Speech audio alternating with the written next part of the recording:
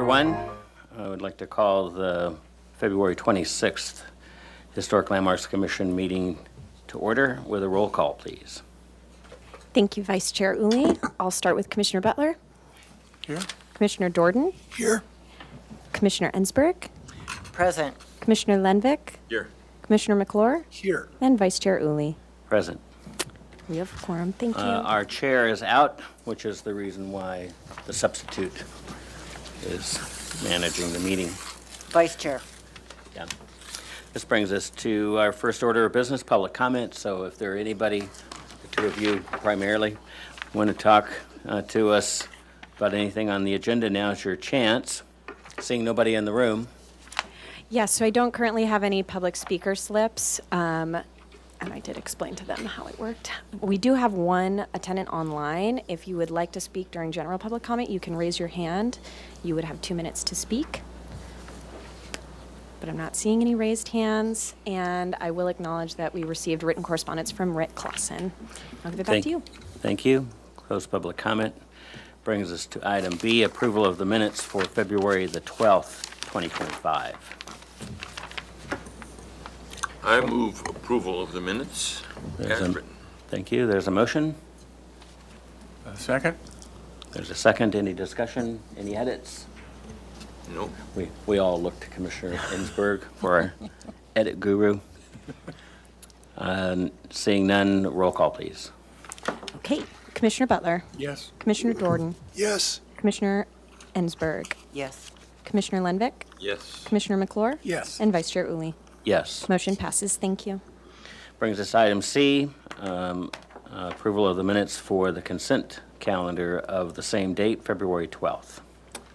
I'd move approval of the consent Thank you. calendar. There's a motion. Second. Ensberg, second. Any discussion? Not in the 12th. Seeing none, roll call, please. Commissioner Ensberg.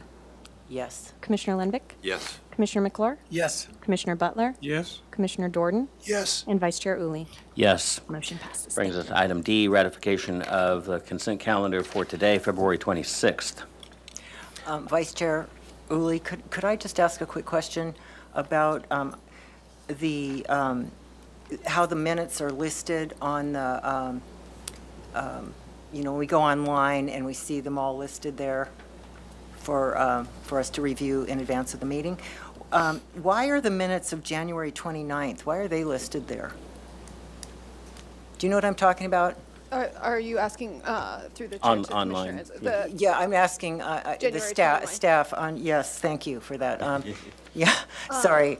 It might just be that they were left over from the previous hearing. I'll actually ask our secretary. Yeah, it's the minutes that got approved from the last meeting. It's the approved minutes that got posted online. That would be why they were, because they were approved at the last meeting, so then they get posted after the last one.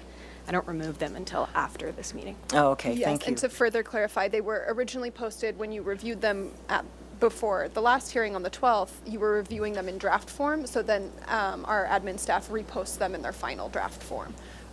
In their approved state. Yes, Approved, yes. yeah. Okay, thank you. All right, I'll try not to be confused in the future. Thank you. Yeah. Good luck not to be confused in the future. Was that what was bothering you today?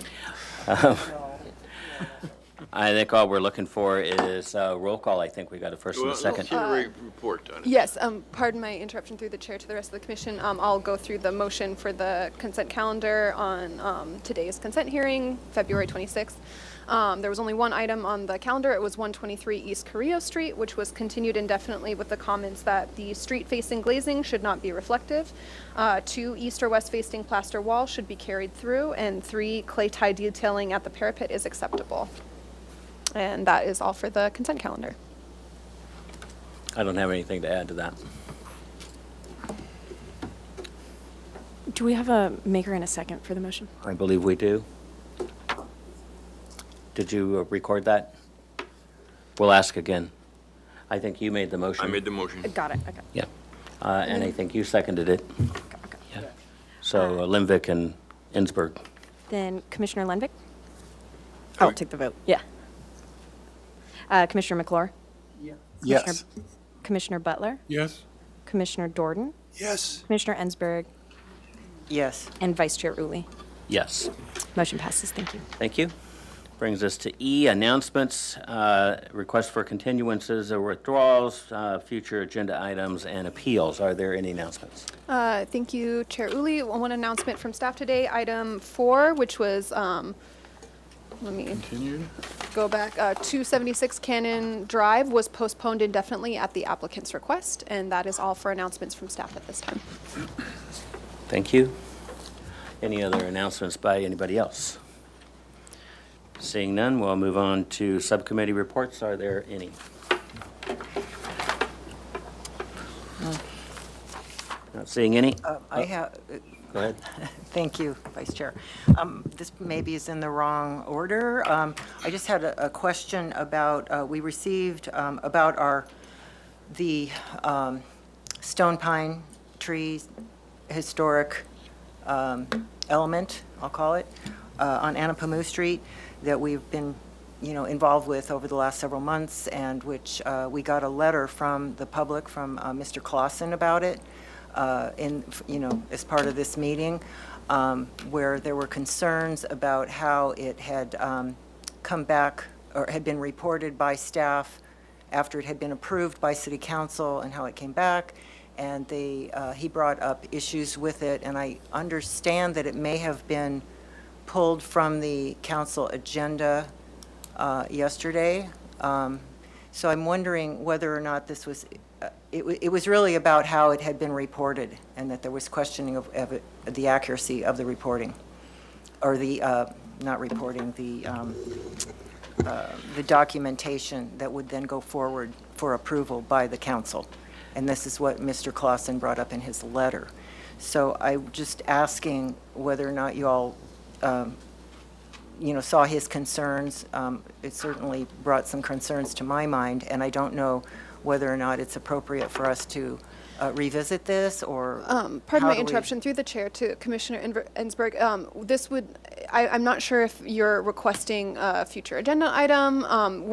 Because this item is not on the agenda, we can't discuss it today. Correct. So if you would like to request an item to discuss the Dormis Stone Pines, we can reopen announcements, and you can make that request there.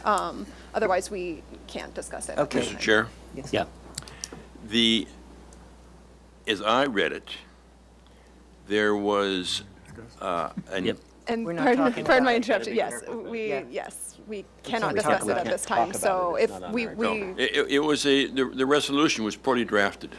Thank you for that clarity, but maybe, so perhaps I will say, if it's agreeable to the rest of the commission, to request that it be brought back for our discussion, to pick it up and not let it fall through the crack. thank you, we'll, if I don't the- agree. Well, we're not going to talk about it, that's for sure. So you heard the concerns, so let's just see if we can't find a place on the agenda at some future time where we can discuss it. Thank you. Thank you, and sorry for, Yeah. We want to stick to procedure. yep, thank you. All right. On to subcommittee reports, I didn't hear anybody chime, all right. On to item Oh, one. Actually, You thank got to you. be quicker. I know. I'll just say, just report that the State Street Interim Working Group with Chair Grumbine and Commissioner McClure and myself met on 2/21 to continue our work that we're working with staff on, and that the pilot project for the 1200 block that we all reviewed is going to, the work on the brick on State Street is starting on March 3rd, and it's going to start at the lower end of State Street and then work its way up, and so they expect that the area of the 1200 block might be completed by April. And we also did get a little bit of a report about the State Street Action Plan at that meeting. And do you have anything else that you would want to add, Commissioner? No, it Okay. was a good meeting. Very good. Yep. Thank you. Now that the applicant has, or the report writer has walked in the room, just in time for item number 1, 871 Summit Road, the review of an archaeological report.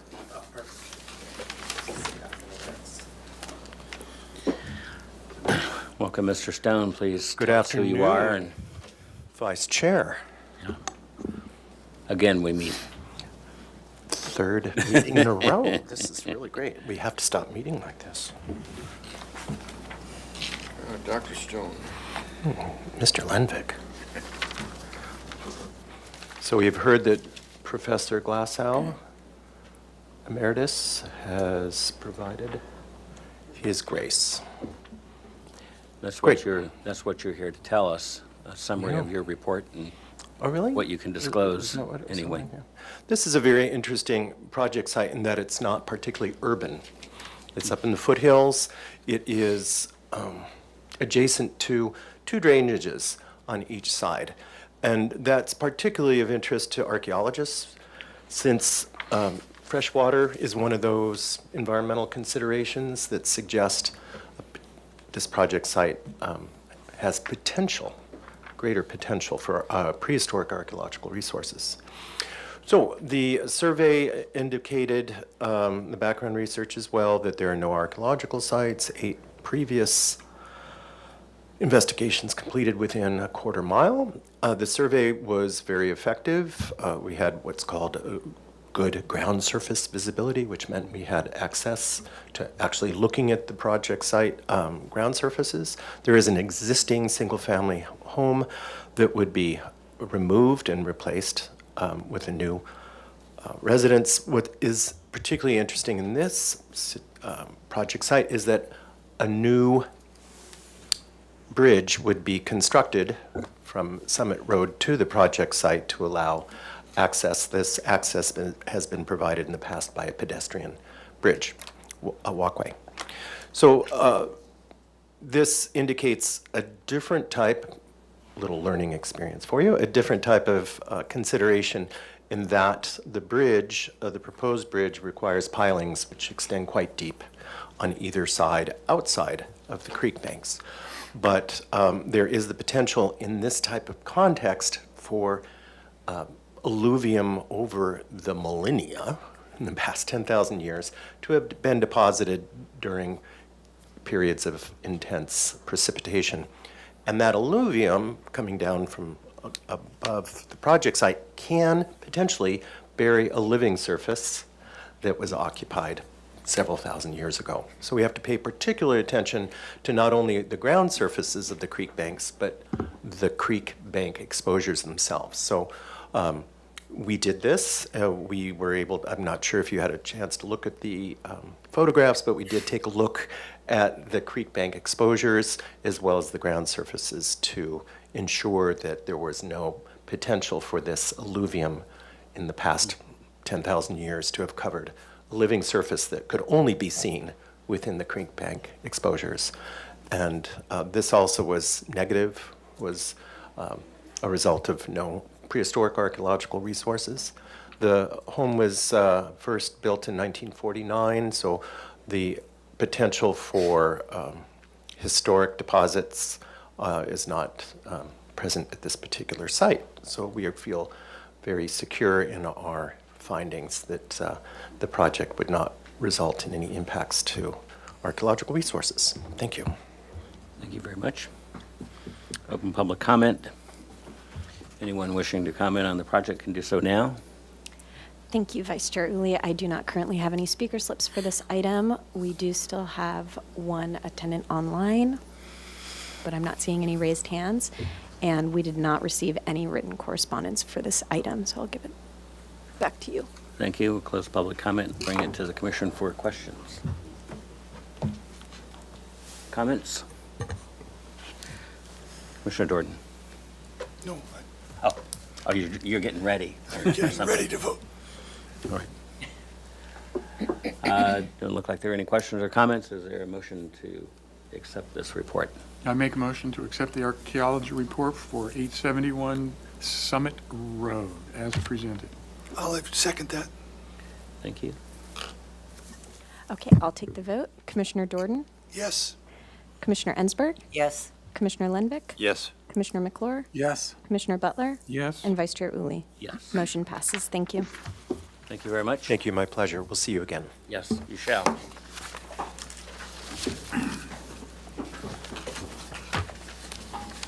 Short day.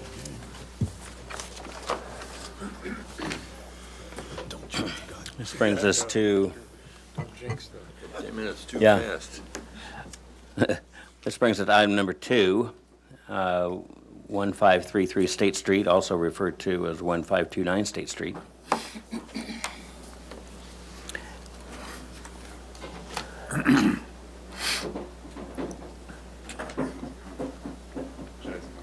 Okay.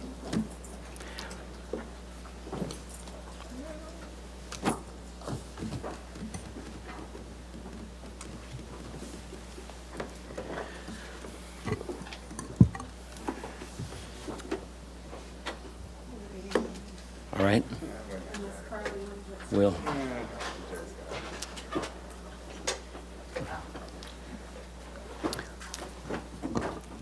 It's all right. You got 4 minutes to burn. It might reflect in the vote. I don't know. If you could introduce yourselves.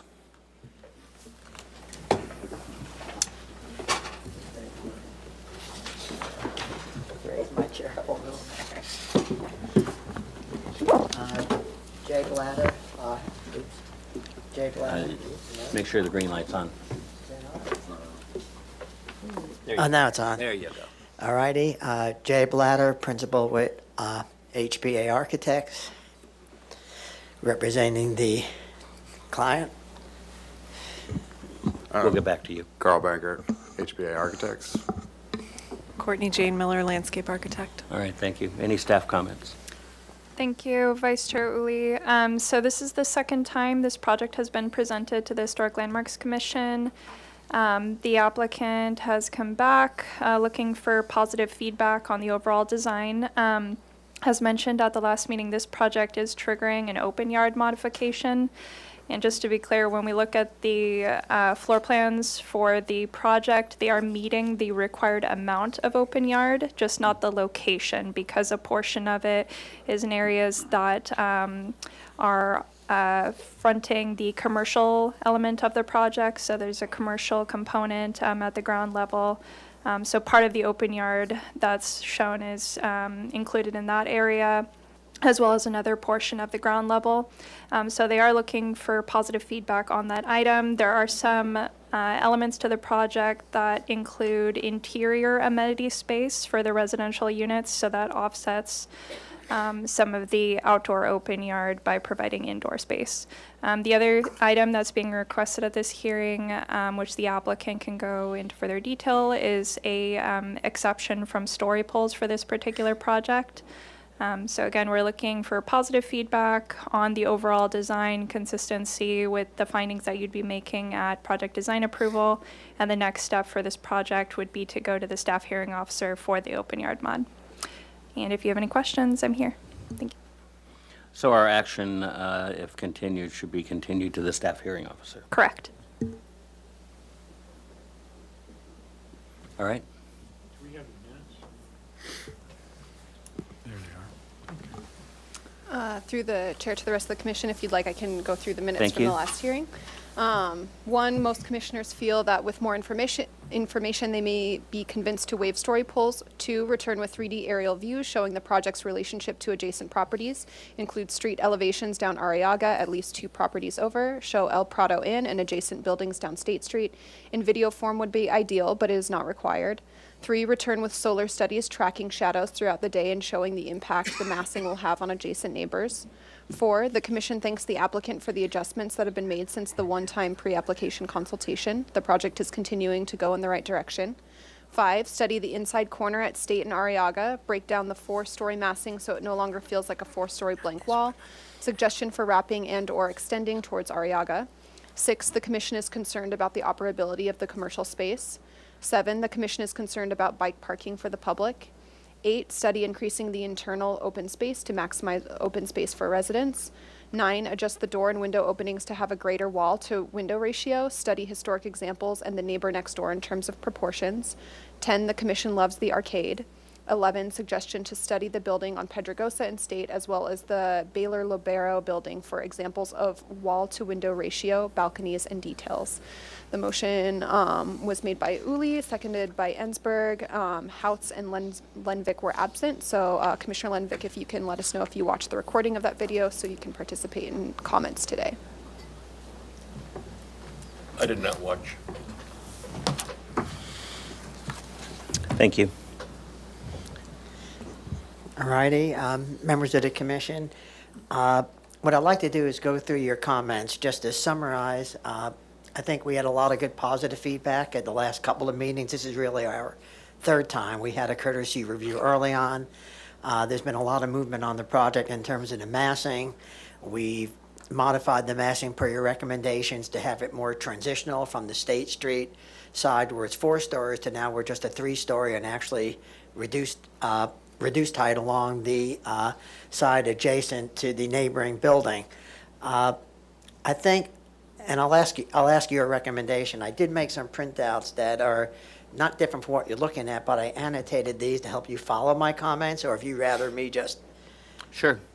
sometimes I find Anything that helps. I think it might help because as I'm pointing things out, so I'll pass these out to everyone here. And it's nothing more than what you're seeing, but I've annotated it, so as I give you our changes, it might help to move things along. Maybe a couple Here's- of copies there. Yeah, I don't care, but Commissioner Lindbergh loves paper. Are there 2 there? Do you have No, enough? here's another. I have more. One more. I have one more here. Oh, I'm sorry. One more. Thank you for doing that. We want to be an equal opportunity provider of information here. Well, back in the old days, we loved paper. Right. All right? I miss the old days too. Sometimes it's nice to have trace paper and a pen. In addressing your comments, I'm going to go down through the comments and point out some changes. Once again, we're appreciative. I think this has been a collaborative sort of relationship with the HLC, and driving over today, we were just commenting, we think you've helped us become better at designing this building. We really are happy where it's ended up. As far as, I guess, as far as the story poles go, we went to an extent to have a very accurate simulation that went up and down State Street around the corner so you could see its relationship to all of the existing buildings. We also included in our latest presentation, we did do full street elevations with actually inserted into the photographic by a third-party firm that does that. So we'll show those to you as we go through the presentation. We can show that now if that's, because it's in relationship to your first comment. I will say that, we did study the story pole issue. It's a real problem for us because it pretty much would block all the entrances to the driveways. It goes through the middle of rooftop equipment. I don't think we could even accurately locate poles that would show this building. We'd have to be shifting things 4 or 5 feet out of whack. So we really are really respectfully requesting that between the video simulation that goes down in the street and the street elevations, that would suffice. I think we were very close. If I remember last time, a lot of commissioners felt that was a reasonable request. I know Commissioner Howes at the time said he wanted to see some more of these exhibits, which is, some of the impetus. So on the screen, you can see we've added all of the street elevations going up and down Arriaga Street. By the way, they mislabeled it. That's actually Arriaga Street and State Street. The other one, I'm sure you would have picked that up if I didn't mention it. I think what's really sort of interesting when you look at the Arriaga Street, you can see how by breaking the building into 2 buildings, it really starts a transition. And I think as the HLC deals with a lot of these AUD projects, because in essence, the city's almost like rezoned a lot of things, it really can be up to the architects and the commissions how they deal with these sort of transitional areas. So you can see that our building steps, it's really broken. There is a podium, but it's broken on the street side into 2 buildings. And then, of course, you can see on the State Street elevation, we're showing it in relationship to all the neighboring buildings. And the video does go further up and down the street. So that's in response to the comment to provide some additional information with regard to the story poles. Getting down to talking about, we also provided the solar study you asked about. That's included in the set. Fortunately, we're primarily on the northwest orientation, so we're not south of the neighboring building. So a lot of the shadow is going to be cast more onto the street, and I don't think has any deleterious effect, beyond obvious. It's a building next to another building. So we did provide those requested shadow studies for the different solstice, the winter and summer solstice, and that's in your package. Getting down to some of the more design changes that I think are, relevant and interesting. A couple of comments. They had asked that you had asked us to look at the corner element, and I think Commissioner Ensberg, you had mentioned consider extending the arcade. We really like the corner plaza. What we have done, and you can see in this rendering, is on both sides we've extended it. And I think part of your reasoning was let's break up the mass of that 4-story wall, which you felt was, so we've actually added additional arched openings on both sides, the molding. So we try to break up the building to have a legitimate base and not sort of have any flush 4-story walls. In addition, the corner element, which previously I think the comment was with the redundant stacking of balcony residential windows, it didn't really have an enhanced impact on the design. We've now modified the design to articulate the upper portion with really deep reset windows, almost when we've seen it on some other buildings in town, sometimes they're open, arcades up there, but we've gone to the deep set windows on the upper floor, and there's no redundancy. It used to be 4 windows. Now we've sort of articulated, and not to get too anthropomorphic, but with sort of a base, a body, and a head. My first partner was Korean. He always simplified. He always spoke that way, not that I want to mimic him. And the same thing on the sides. We've gone to smaller proportion windows. I think another comment was, while for the interior, it might be nice to have all these big 6-foot sliders or French doors, you'll notice that we've gone to smaller windows, and we sort of broke it up, and we definitely reduced the proportion that you had mentioned, the commission had mentioned about the mass versus window opening. I think that shows on several of these, and if you were to compare the two, I think you would see. And then I think that is an improvement to design, the additional articulation on the ground floor.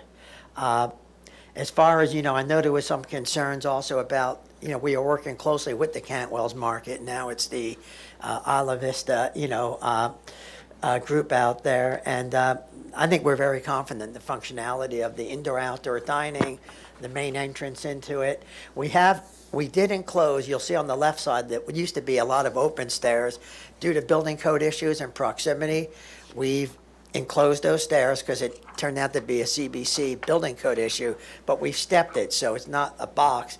It's stepped, and actually we reduced, you'll see on the side, we really have reduced the size of the windows and proportion of the windows in response to some of your comments. And that helps both the proportion in the designs and also some of the privacy issues with regard to the neighboring building. And I might add, I did have another meeting at one point with the, and maybe Suzanne's here, with Suzanne Cohen. She's the president of the HOA, and she expressed a few more requests, and I'm going to get to that. I think we've addressed as far as her concerns. As you turn the corner around the building, I guess, Carl, we can go to the Arriaga Street side. Once again, we've addressed, the redundancy of the 6-foot openings and broke up the mass more, reduced some of the balconies. Some of the balconies now are just Juliet balconies with a single opening. I think, this sort of, this shows that. So once again, we sort of shied away from the idea that you got to stack all these same size openings and try to get some diversity along the side elevation there. Around the corner, one comment we had from the neighbors was the privacy issue. I might point that we are, and I wrote this down, we've actually, since we started this project, went from 5 or 6 foot setbacks. We're now set back from the property line anywhere from 11 to 18 and a half feet from the property line, and that's only to the 3rd floor. It used to be the 4th floor. combined with their setback, which is roughly 6 feet back. So we have anywhere from 24 feet, to like 16 feet, which is, it's a pretty nice opening compared to the fact that, we have minimal setbacks by zoning. We're trying to be we're trying to be good neighbors and, work with the neighbors. On that side, and maybe do we have a rendering that shows that side, we've actually created we've actually created a screen wall, so there's more privacy to the second floor, outdoor patios. And then we've actually created a more opaque, almost semi-solid screen for that upper balcony. And we eliminated a number of windows we felt we could live with and get away from that side. So really, as far as a gesture towards the neighbors, and the same thing, you can see the enclosed stairwell there. I think, while no one can say it's perfect, I think it's a really good gesture on the part of the architecture in response to the neighbors. And if they're here, they can comment on it, of course. Wouldn't preclude them from, voicing their additional opinions. In general, I think we've tried to address the majority of the comments. I mean, you gave us very favorable comments last time, and we could have come back sooner, but we wanted to take our time to think these through. We did add, in addition to the request for the open space, we call it a theater, but we're seeing in a lot of projects now, especially in this age of social media, having almost like a media room. A lot of people are doing social content, they're doing production work, so we thought adding that space is a really good benefit considering current day users. I can't say that I'm a content creator, but and maybe we don't agree with all the content creators, but I think having a multi-purpose room in addition to the yoga studio, I feel should more than address, the request, which is a technical one, as Pilar said, with regard to the open space. I do want to point out that the security gate is well back, on the entrance, so we don't have issues of cars, backing up. And at this point, I think Courtney, I don't think there's a lot of, Courtney can talk to some of the landscape changes. I don't want to totally cut off your time. We have time, so. Carl, do you want to keep driving? Yeah. So I'll just mention we made a couple of refinements, I would call them, since the last hearing. The main thing being on the corner, we pulled the brick out of the right-of-way. This was a requirement from Public Works, unfortunately, and something we've just seen in general on most projects, but we tried, and so that brick, area has been pulled back out of the public sidewalk there. We also have a little additional bit of planter on the State Street side there, which was, just looking at more refined grading. There's a slope that's happening there, so we're picking that up to help transition into the plaza. Otherwise, just refinements around all of the building openings, mostly along Arriaga. We've narrowed some of those walkways a little bit just to help it feel more kind of lush and help those entries feel better. And then on the second floor, I don't believe we made some minor refinements to the planters, how those are arranged, and in general, we're still really happy with how this is laying out. We've done a number of buildings like this with these kind of courtyards or terraces in the middle, and they're really wonderful. I love that we have this kind of pot element in the center in lieu of just having it be open. I think that'll be pretty unique. There's an image there that doesn't really do it justice, but images never do. And I think that's it. We haven't changed much otherwise, so happy to answer any questions.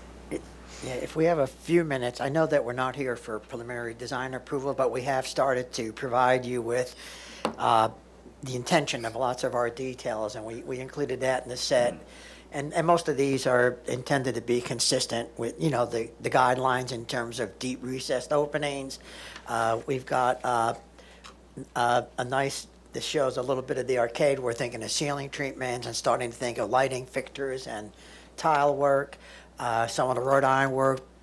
This is probably more of a precursor to what we would come back with when we come for preliminary design approval. But we're really thinking about a fairly a traditional building, but I think early on we overdid it a bit. We're sort of quieting it down a bit, but yet keeping it what I think would be consistent with your guidelines. And certainly, I don't know if we need to go through this in detail today, but we'll provide additional supplemental details, that support the renderings we're showing. So, and respectfully, we'd love to be able to move on when we come back to this board with more detailed plans and try to get preliminary design approval and keep this project moving forward. We're excited about it.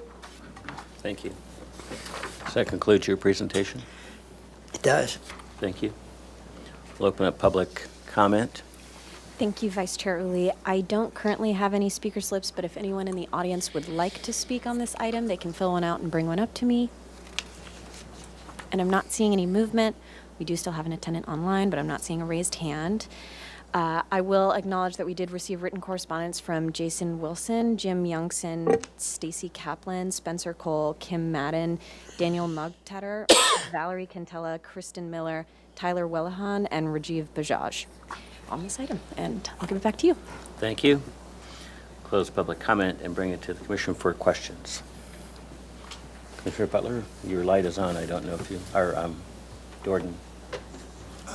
I do have a question, and it's in relation to the request about story poles. Does a project like this typically have a website where anybody in the neighborhood could go to see the animation you've done? Is there any way for people in general to access that? Through the chair, Commissioner, so as far as I'm aware, the applicant doesn't have a website. They can speak to that. But as far as what's available to the public, that video was presented at the last HLC meeting. So it's all available online to review if you go to the HLC website to that date. Yeah. Okay, that answers my question. We have a question? Commissioner Insberg. Thank you for this presentation. You said you had this 3D simulation drive-through. Did you want to show Well, that's that? the video they think that Yeah. we played last time, and that's the one I think they were asking. I mean, I want to let people know that some of these requirements on the windows, we did not update because the 3D, it's quite an intensive, Right. But yeah, I mean, it's available if you'd like to see it again, or, Are you asking to see it? Yeah. if you want to see it again, I think we could Yeah, we have run time. it. If it's easy to, yeah, if you can. So through the chair, it might take a moment to All right. pull Okay. that up. All right. Okay. So I'd continue, We'll and keep then talking, when we and have then you let it, us we know. can do that. Yeah, and we're fine having the public have access to it. I think it's sort of a neat, Yeah. story poles can go up and come down. I personally, myself, sometimes I look at them, I don't even, as an architect, I don't always know what I'm looking at. So, Well, you went to all the work to do it, so. yeah, it's no, easy. and We should to look at it. quite a bit of work and expense to do that. But I Okay. think it's certainly, I think it's a great way to show compatibility because you're seeing it in real time as you're going up and down the street. So then I just had one other question, and that was, you went through and described very well how you've adjusted the rear side of the building that's addressing, I'll call it the Mesa side. And how far it is away from that side. But can you talk, and then the other side, which is the downside, You mean the backside? yeah, the backside. Yeah, that one, we had also shifted back early on. Carl, do you often Yeah. know hand what the exact setback is there? Yeah, and you showed, Yeah, that's a you 6-foot talked about, landscape setback there. There it is. That's that back elevation. right, and you talked about how you've adjusted the stairs there to make that a little more aesthetic for those that are on that side. Yeah. Responding to the neighbors who would be more affected from that side. Yeah, and most of the comments were from the other side, because a lot of that side is dental and medical offices, Right, And the right other- now, they're looking down on mechanical equipment and exhaust things, so Okay. most of it was on the other side. But yeah, this backs, the 3D, you can see on the back side, pretty much, you know, it's the parking structure, and then there's the 2 stories. And once again, you can see Yeah. we've minimized. We didn't try to overwhelm it with too many openings. And I think Courtney's done a great job of landscaping in that buffer to create like a nice sort of screen foil between that existing building. As I said, I think a majority on that side is a lot of Commercial. commercial uses. Right. So, like you described for the other side, we're seeing that green strip, right? So, and then how much more, you've got the wall and then the green strip at the bottom that goes to the property line, and then you have, how much is there then from there to that, the commercial spaces? The way you described it for the other side, you said it was between 16 I and think 24. they're really close to the property line Are at they? that point. You Okay. know, as a matter of fact, part of the benefit of this project is there are some drainage issues between the 2 properties that this is going to help remedy. And right now, the existing Kentwell's building is right on the property line, so really, it's almost, in other words, where we have that 6-foot strip, right now, it's just, it's sort of like the mechanical side of Cantwell's with all their mechanical equipment and rooftop equipment, so, Right. And this was in response to your discussions with the neighbors, so yeah. you feel like And as I said, primarily, most of the concern was where the residential units are more on the, you know, on the left side there, so that was where most of the interaction was with the neighbors. We didn't get too much comment about the backside. Okay, thank you. Do you have Well, I that look pic- forward to seeing the video. All right. Go ahead and play it. And it's going to be available only on the TVs. Here. Just make note that it hasn't been updated with your current. Yeah, we didn't update it, so it doesn't, I mean, it doesn't update all the windows, but the massing is, I don't know what speed this person's theoretically driving, but and probably slower than most of the motorized motorbikes I see now on State Street. a hover car.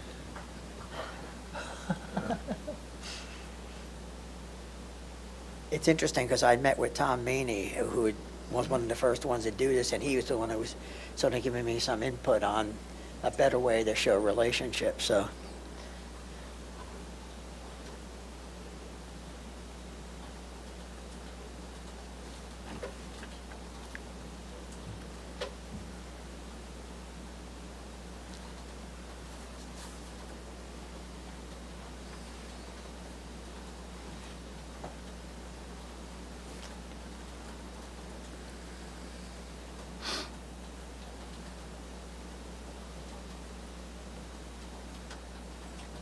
Hopefully you can imagine how the revised elevations and openings would look there. And I do like the corner plaza, because believe it or not, even with the Cantwell's Market, that's a pretty active place. I mean, my office is down the street, but. And Commissioner Enberg, we did obviously wrap that arcade, as you suggested, to break up the mass there. Okay. Thank you.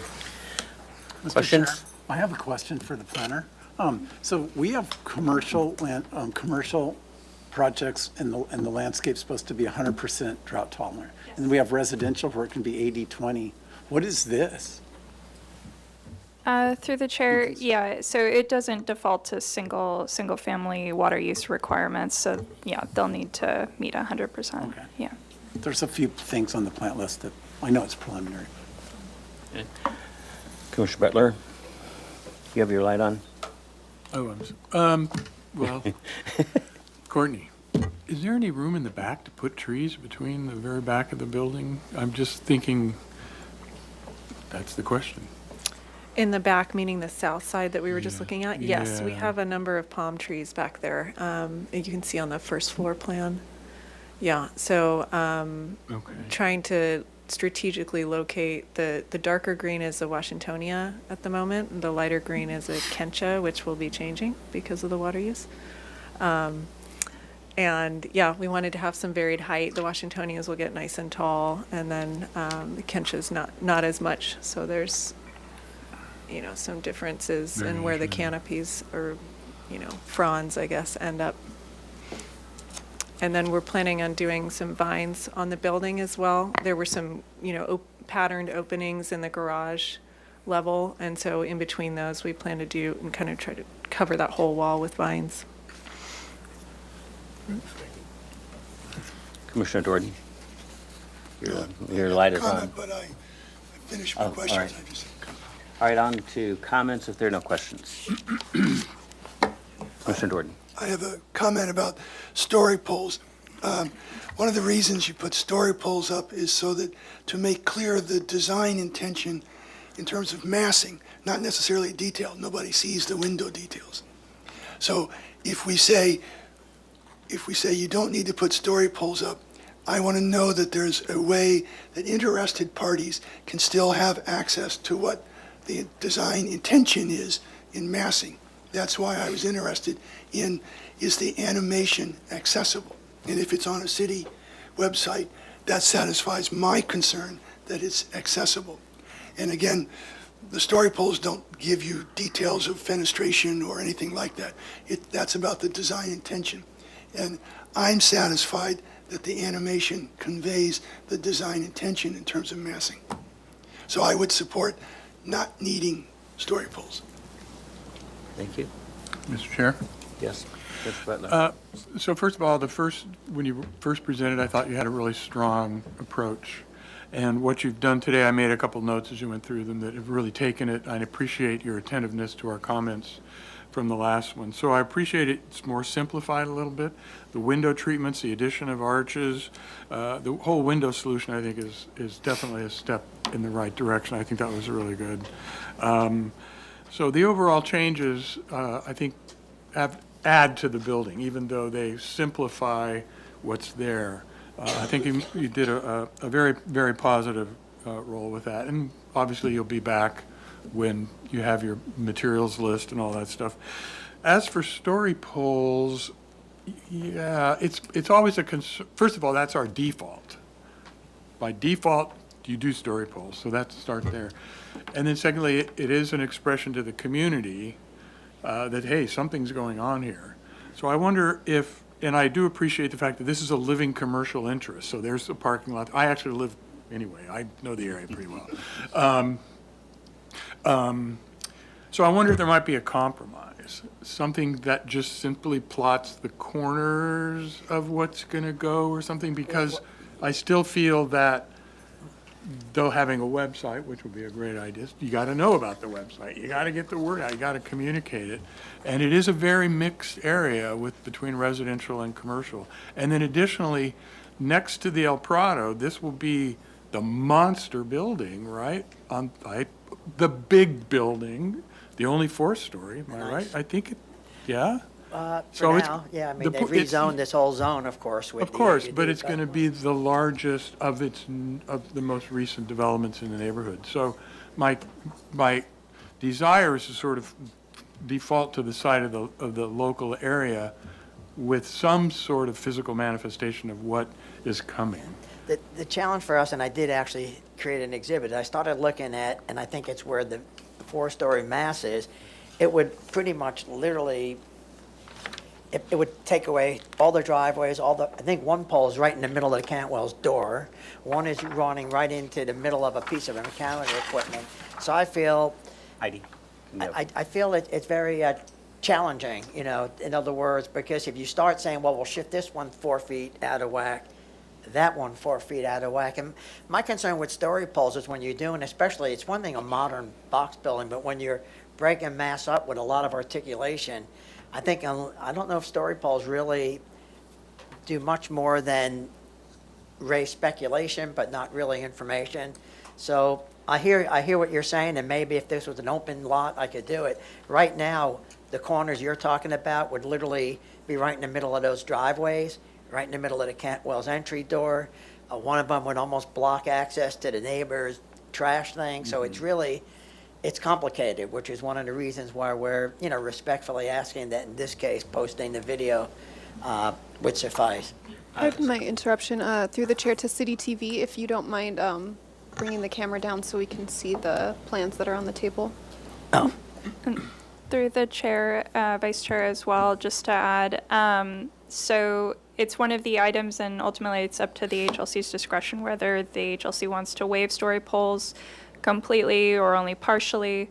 But one of the exceptions that's outlined is due to on-site constraints that would prevent the installation of story poles. Well, that was quick. Hopefully everybody got to go look at that.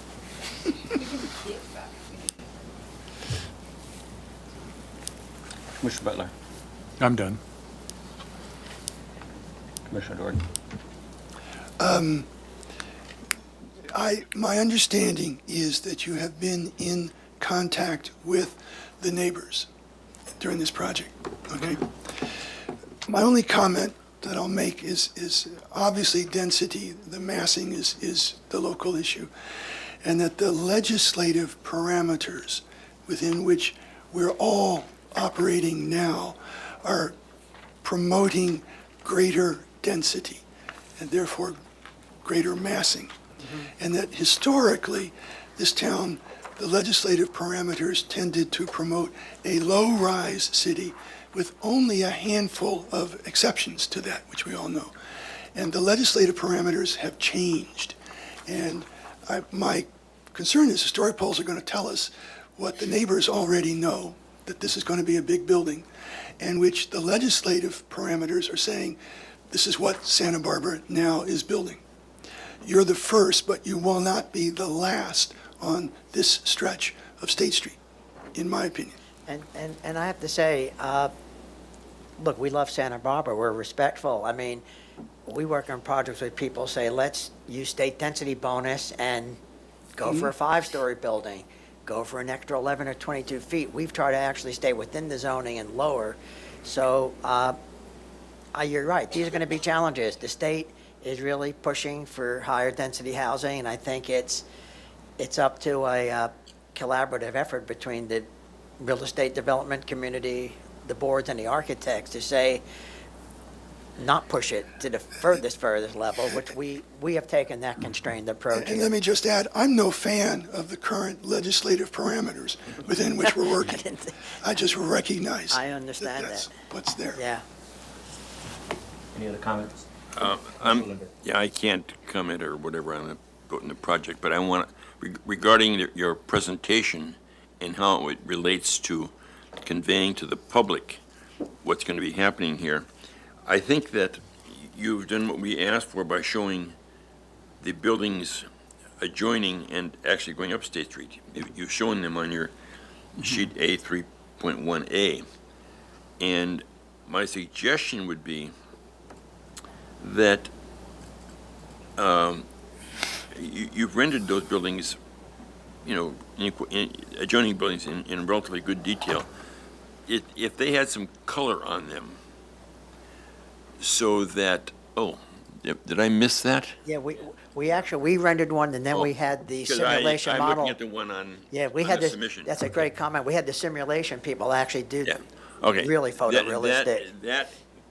I believe that will help a lot in explaining how your building relates size-wise to what's going on the street. And we all have to realize that Santa Barbara is going to be growing up to satisfy some of these housing demands. So, yeah, I think that, and I apologize for not having picked up on that, but that certainly does make the explanation of what's happening there a lot clearer. And I don't have any problem with finding a reason to not have story poles for this project. Any other comments? I agree with that.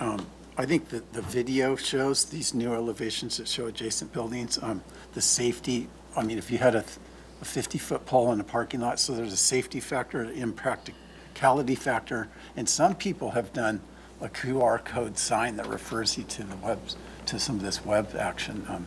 So I don't think story poles. I'd be fine with no story poles. All right. There were a couple of questions asked of us. One is the Wait, modification. I have some comments, please, if I may. You may. Thank you. Yeah, I have several comments. First of all, again, thank you so much for this project, and I really appreciate the collaboration that you mentioned and that you recognized. And I think that this is an excellent example of how we work, of how this commission works with the applicant to work together. And you have been very, very open and receptive, and I think you have addressed everything that we have asked. And so I want to acknowledge you for that and to thank you for that. And because I think this is a really good learning for the community to understand that this is a very important process of the design process of getting, of having a critique. So thank you for listening to the community and also for listening to us and working with us. So I wanted to say that, and I wanted to say that I think that the job that you've done, I'm ready to approve this to move forward. And I think that, with respect to the density, I think you've done a beautiful job of stair-stepping it down. You took a whole story off, you reduced it down, you pulled it away. You did all of the things that are necessary to try to be sensitive to the neighbor. And we see in this image how it, and you mentioned it, how it's stepping down into the lower density of the adjacent neighbor. And I think that this 4-story at State Street is actually a great improvement to what State Street will be, and in the future as it builds up more. In my opinion, I find that. Thank you. And I find, I appreciate the way that you've dealt with the corner and the arcade. I think that really looks great. And the how you've done the fenestration, how you described it, I just think it's very successful. Just some minor things about that we can talk about next time is the awnings. I like the yellow. I think that that's a really beautiful color, and it does, yellows and oranges have it, when the light comes through, it makes a really beautiful casting onto onto your face, as opposed to like a green or a dark color that just does. So I think that was very smart, and I like that very much. I would urge you to maybe look at adding more, maybe along the Arriaga Street, maybe there can be more awnings. And then the other thing is the railings, to maybe study some types of railings that could be still traditional, but maybe a little bit less open, so that, people have slightly more privacy. The landscape is beautiful. I think you've done a great job there, as usual. Really, really nice, and I like how the shadows that will be cast on the buildings and help those neighbors. I just think that's really beautiful and sensitive as well. Finally, I'm okay with the courtyard exception. I think you've dealt with it really well by adding that room, as you described. And as far as the story poles, I agree with Commissioners Jordan and Butler. I would be okay without them. I think maybe the best way is what Commissioner McClure, I think, was alluding to. Maybe have a sign at the site that is very, very clear, that tells people that this is happening and to go here and to see, so that there is that on-site notice.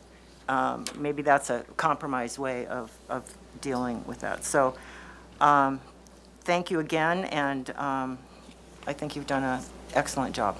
Thank you. And I would be happy to make the motion to continue it at whatever time is appropriate. I would be happy to make the motion to continue it to the staff hearing officer, if that's how we're doing it. Okay, thank you. So you spoke to the modification of open space. You're good with that. Let me just look either way and find out if anybody else has an issue with that. They're okay with that. It seems like we're a little mixed on story poles. Favoring no story poles, but there is some concern about story poles. I don't have any particular comments. Anybody else have any comments?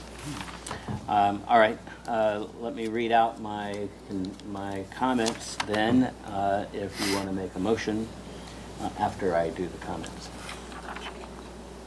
The Commission thanks the applicant team for their time and presentation today and the work that you've put into the project to help us understand what you're doing. We also appreciate the fact that you were very responsive to our comments. Pardon my interruption, Yep. Mr. Chair, if you could turn your mic on. It is on, it's just not pointing toward my mouth. There we go. Yeah, so if you want to hear what I'm saying, I guess you got to read my lips on the tape.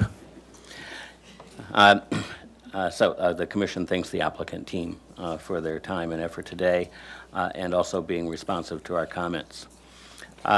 There was a suggestion of making your animation more accessible.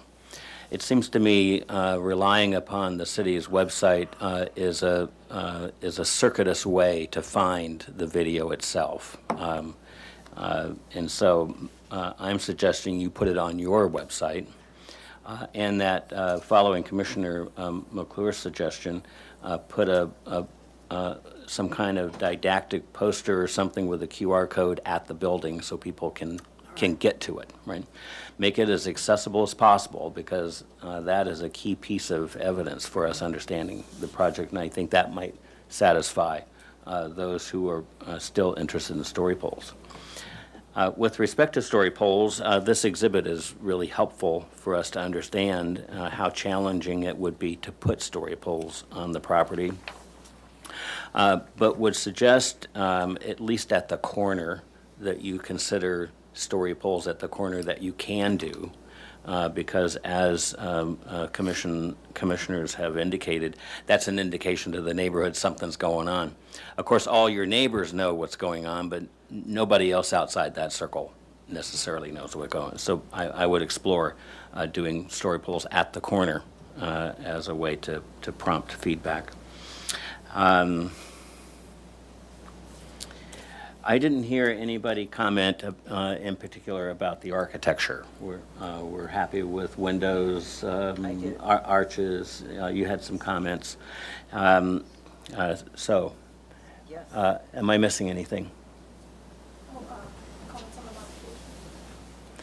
So I think we've all nodded that we're okay with the open space modification. Do you want it said any other way? Yeah, Vice Chair Uli, if you can just state that the Historic Landmarks Commission is aware of the open yard modification that's being requested and finds it aesthetically appropriate to the site and All right. development. If the secretary could write that down and say I said it. Anything else? Yes, Vice Chair. One thing about these story polls, I'm a little bit worried that it sort of needs to be all or nothing. I'm concerned that if you put one up or two up, just sort of suggesting whatever, that could be perhaps some kind of a legal issue because you're not fully representing what's happening.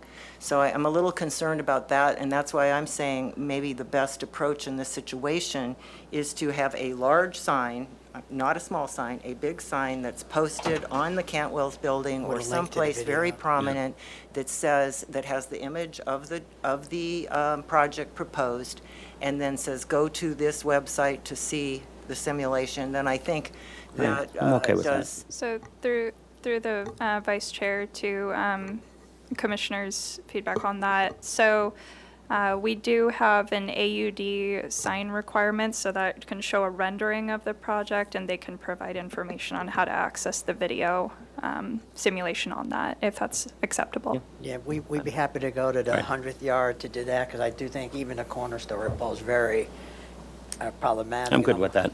Right? Yes, Everybody good with that? yes. Yes. Right. Are you making a Yes, motion? I move- Okay, so help me with this. I'm going to, I move to accept the project as presented with the comments as have been noted by the Vice Chair, to be continued to the staff hearing officer. So, Second. and just to clarify, the motion would be to continue to the staff hearing officer with those comments because you're not approving the project at That's this time. correct. Right, okay, even though I'd like to. Yeah. Well, hopefully you're at the next hearing, so you. Second. Thank you. There was a motion What and a she second? said. Yeah. Roll call, please. Thank you, Vice Chair Uli. I'll start with Commissioner Ensberg, Yes? Commissioner Lenvik, Abstain. Commissioner McClure, Yes. Commissioner Butler, Yes. Commissioner Dorden, Yes, and Vice Chair Uli. Yes. Motion passes. Thank you. Good luck.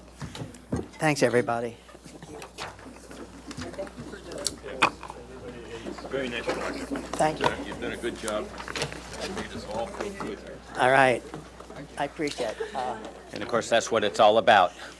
Well, I guess you can say that with every hearing you have, correct? If you think we've done well, I think you have. Tell our boss. then I will. broadcast it to a lot of people, okay? I will. Because for some reason, people think that we're a problem here. No, I have some meetings with Elias. I will definitely I'll go on record with that. Thank you. Thank you. Thanks. Good, we're 10 minutes ahead of ourselves. Very good. Like that.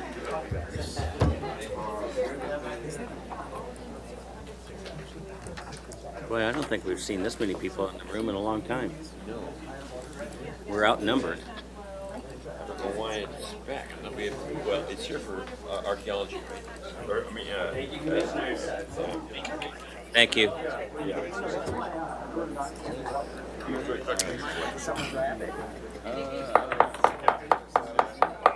don't know that we're reviewing the project, are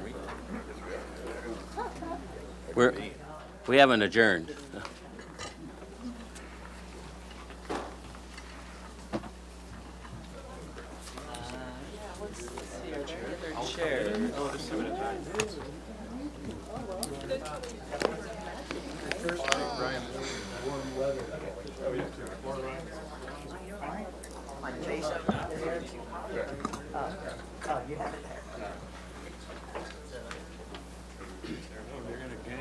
Yeah. Some. No, it's not. We were pretty tough on this last one.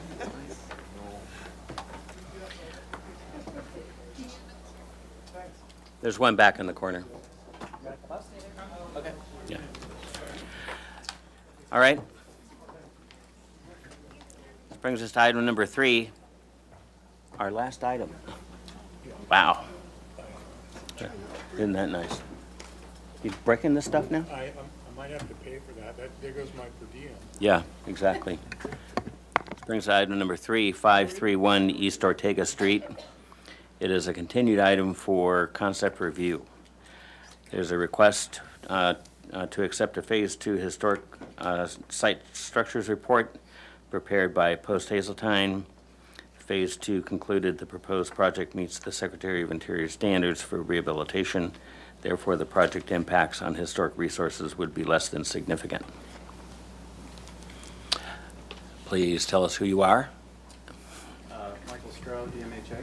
You'll have to turn your microphone There we down. go. There you go. Michael Stroh, DMHA Architects. Izzy Savage, DMHA. Ryan Mills with DMHA. Justin Manuel with Arcadia Studio. Thank you. And Vice Chair Uli, I have Yep. some staff comments Please do. For context of this project before you go through the minutes.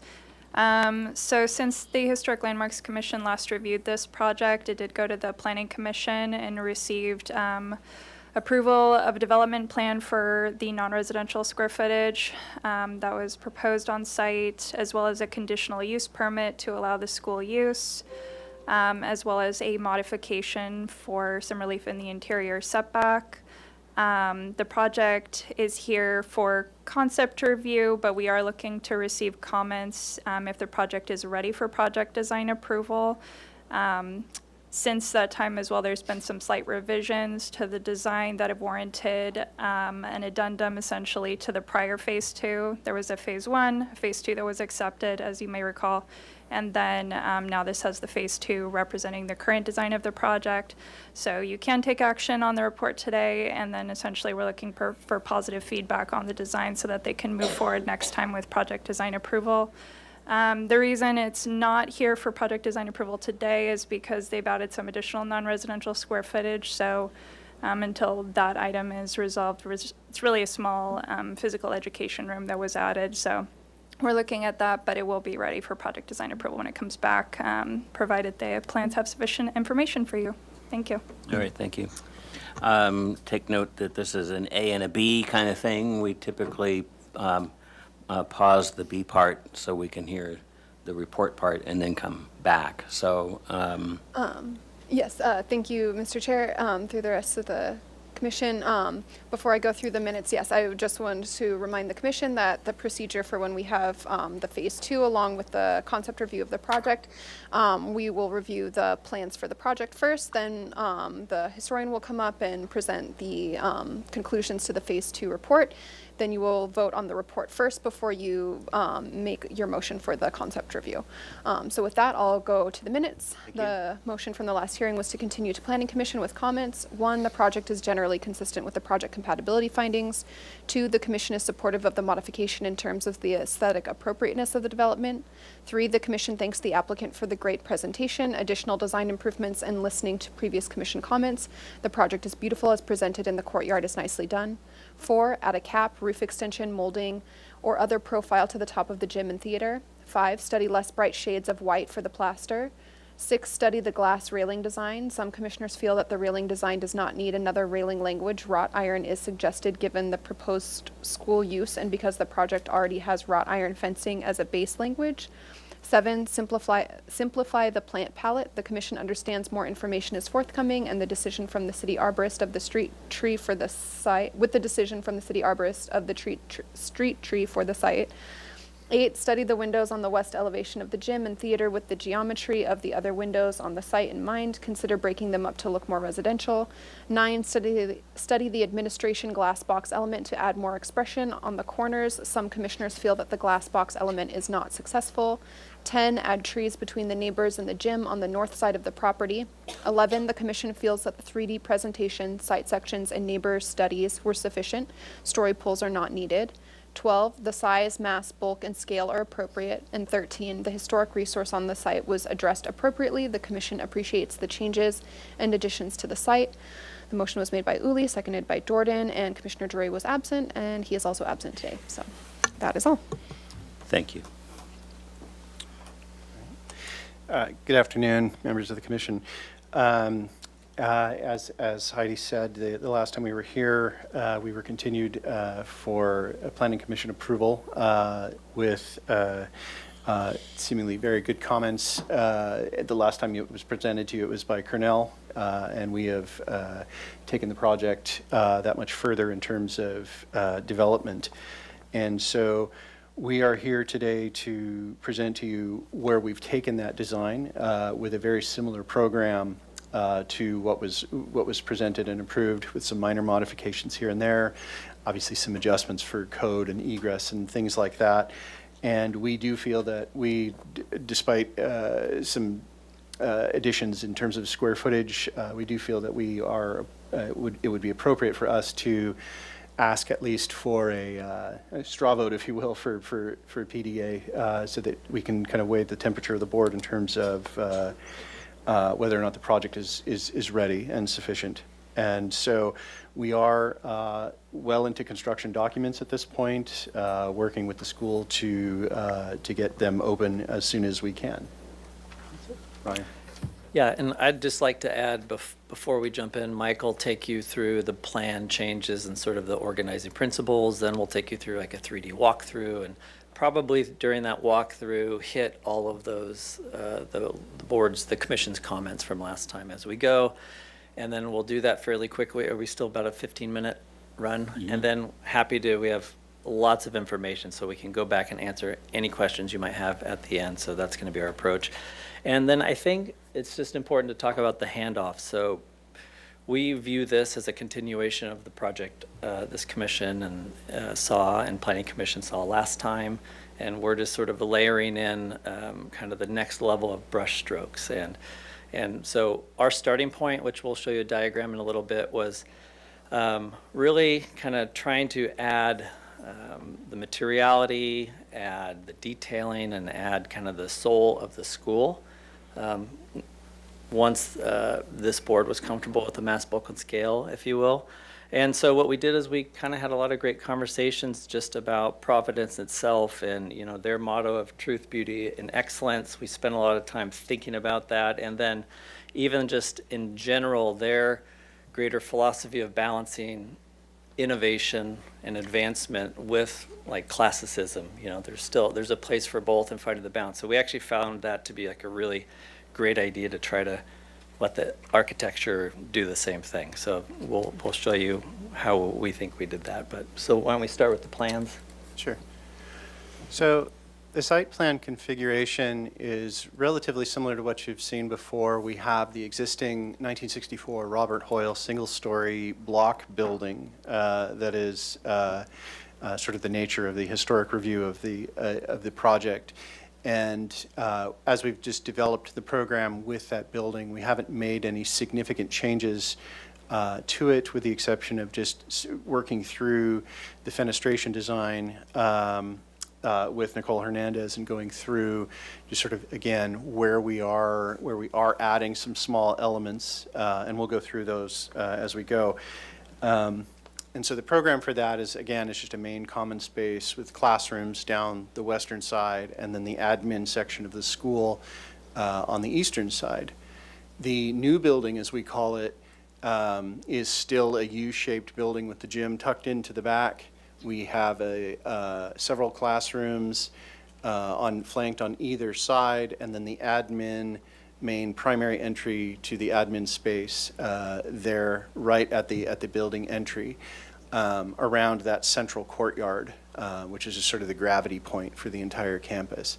And then the main sort of change that has happened is on the eastern side of the gym, we've sort of expanded the need for, again, the locker rooms and restrooms, and as well as weight training areas and things like that. And so the square footage wasn't really added on the ground floor, but it was added on the second floor of the building to kind of accommodate that.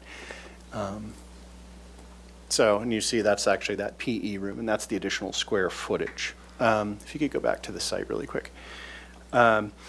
So where we focused on was sort of the sequence of where you come to the school. And so the drop-off area, the existing parking lot, the Girls Club comes off of Salsa Puedes, and we've maintained that and developed the parking lot accordingly with a similar number of parking spaces that they have now. And so we had those 40 spaces required, and we've kind of worked through and set forth, okay, but if you're a student and you're being dropped off, how does that work? And what's that sequence? And so that became really important to the overall kind of architectural concept. And so as you come and you're dropped off on Ortega Street, we've actually created we've pushed back the walls and the fencing from the street where they previously kind of just had a little gate, and we actually just sort of created almost a little courtyard outside that actually gives that old Hoyle building just sort of, it kind of defers to that original kind of entry. And while that may not necessarily be the main entry of the school, it's part of it now. And so we've created, and we have some grade issues out there. So we have a ramp and we have stairs. But what happens is now you get dropped off. You get to walk through this courtyard that's open to the street now. You come up the ramp or the stairs, and then you go through the main gates, and you have this procession down the side of the Hoyle building, and we'll show you what that looks like architecturally, to what amounts to the main entry of the campus, which is that little sort of glass box entry or administration wing, and everybody walks through the same way. Everybody takes that same processional quality and experiences the front building, and then comes through the main gates and experiences then entry into that courtyard. And so everybody gets that same sort of arrival experience of the campus. And from a programmatic standpoint, again, we haven't really changed very much, with the exception of the upper floor where we've added the square footage, and then where previously on the second floor we had a big library structure on top of the theater arts classroom. We have actually we've been able to create a secondary external space where we actually have created a chapel, and we've pulled that out instead of creating a single massing. And we've pulled that out and actually created a covered space. And so we've created the chapel as a very special space for the campus, and it's directly what you look at when you come into that courtyard. And we'll talk about that architecturally in a minute.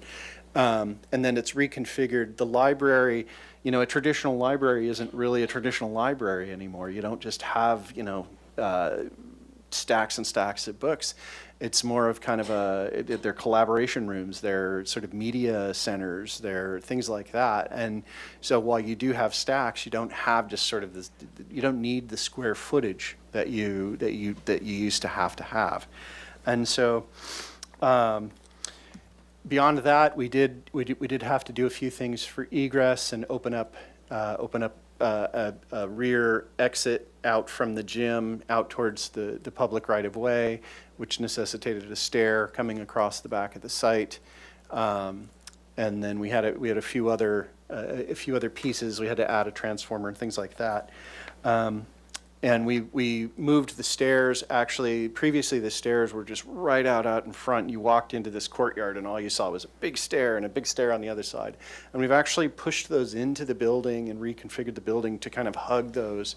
They're still really important pieces of circulation, but they aren't the most prevalent thing you see anymore. Now the most prevalent thing you see is you see this courtyard and you see the chapel kind of overhanging and you see the gym opening out into it.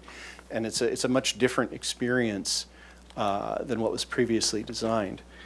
One of the items I want to talk about is the parking lot, where we don't have, and I know this is a question, and we would like the board to weigh in on this. We do not have finger planters.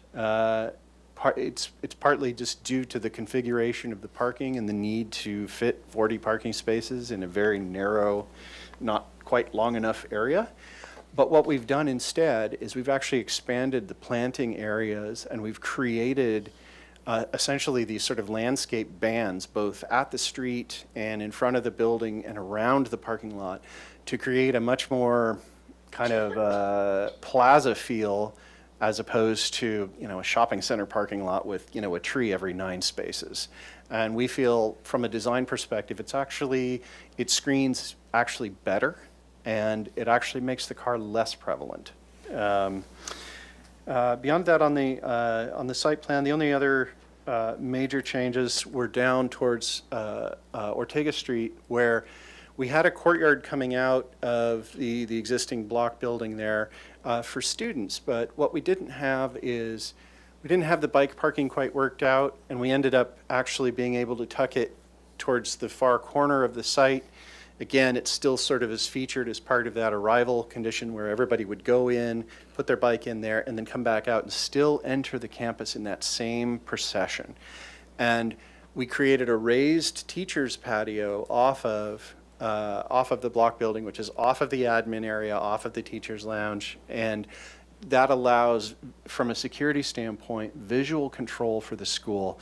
A teacher could be standing out there in the morning and they can see the courtyard, they can see the bike space, they can see the drop-off courtyard, they can see the primary entry, and they can make sure that everything is flowing correctly in terms of how this functions. And it works in the exact reverse in the afternoon. And with that, I want to hand it over to Ryan to talk about the architecture and some of the other pieces.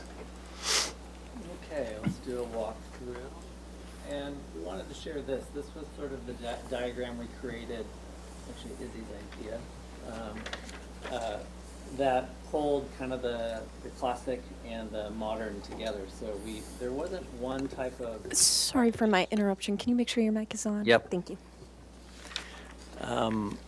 So what this diagram shows is we felt like our breakthrough, how we tied both the original building and the new architecture together with the idea of like a modern campus, but that holds some classic elements to it, was sort of this idea of like a fin wall or a pilaster. It's something that creates a rhythm and a cadence that pulls through the campus. You see sort of that procession with that red squiggly arrow. That's the procession that the kids come through, and you get the first hint of it there at the smallest scale. Then you start seeing it in the architecture at the admin building, and then as you arrive to the courtyard, you get a really strong sense of it, kind of the axes of how the whole school is pulled together. And it was just the element, while down at the procession isn't touching the original building, it was just a way to kind of pull that forward to tie the two together. And then we'll take you on a quick walkthrough. So this is the drop-off Mike was mentioning, and one of the balancing acts of this project is also security. Super important, and transparency to see the architecture and the original building, and yet but the sense of security and the ability to keep people out. So we kind of talked about that often. So, but here's that drop-off point. So a nice place to, you can see it opens up so you can appreciate the original building. On the left, it's a little higher. You can see that's that teacher's patio Mike mentioned that gets a little height so it can look out over the entry point and the street and create privacy to those outdoor spaces. At the courtyard, on the right side, it's a lower wall and rail and a wrought iron fence design, and that's actually holding up. So the parking lot's a little higher at that end, so it's pretty close to the top of the stucco portion of the wall. So it's retaining that parking. And then signage opportunity and one feature tree. Otherwise, you kind of get to see the old building, and then it funnel you straight into the procession. And then here's an image of that. So again, original building on the left, and then you start getting that pilaster element with a rhythm as you move through. And we talked about this is a place where the kids get dropped off, and then as they move this way, they kind of leave their parents and their home behind, and they start kind of retraining their mind for the arrival to the school day. And then two things that happen here. So we aren't touching the original building. So that's cantilevered element that is screening. So we're hanging vines overhead to kind of create an environment, and additional screening on the right to the parking lot. Next slide. So here we're around on Sol Se Puedes. Up a little bit. So again, Mike was mentioning the screening. So you can see all the layers. So the kids there are at the sidewalk, and there's right-of-way landscape, our site wall, and security fence, which you'll note has additional detailing. I think Justin will talk about that a little bit, which ties into our storefront systems. And then screening on the other side with canopy trees, then the parking lot, and then you can see the project beyond, stepping from the original building on the left to that admin building and then to the right. And I think we'll talk about a little bit more in the next slide. Okay, this is just stepping into the parking lot so we can see. A couple things changed proportionally. So the admin glass box is a little smaller now. So we've grounded it with a plinth, and then it's actually just about half the depth that it used to be. So you can kind of see that corner goes up 2 stories now. So in massaging, that second floor comes a little bit closer. And so what we like was happening here was it's sort of, I think we noticed more the horizontal planes of all the eaves tying together with the original building is more predominant than the glass box itself. And we're just focusing on a little more the storefronts being broken up a little bit more. On the right of that, you'll see this is the kind of the main 2-story block of the classrooms. And so we continue with that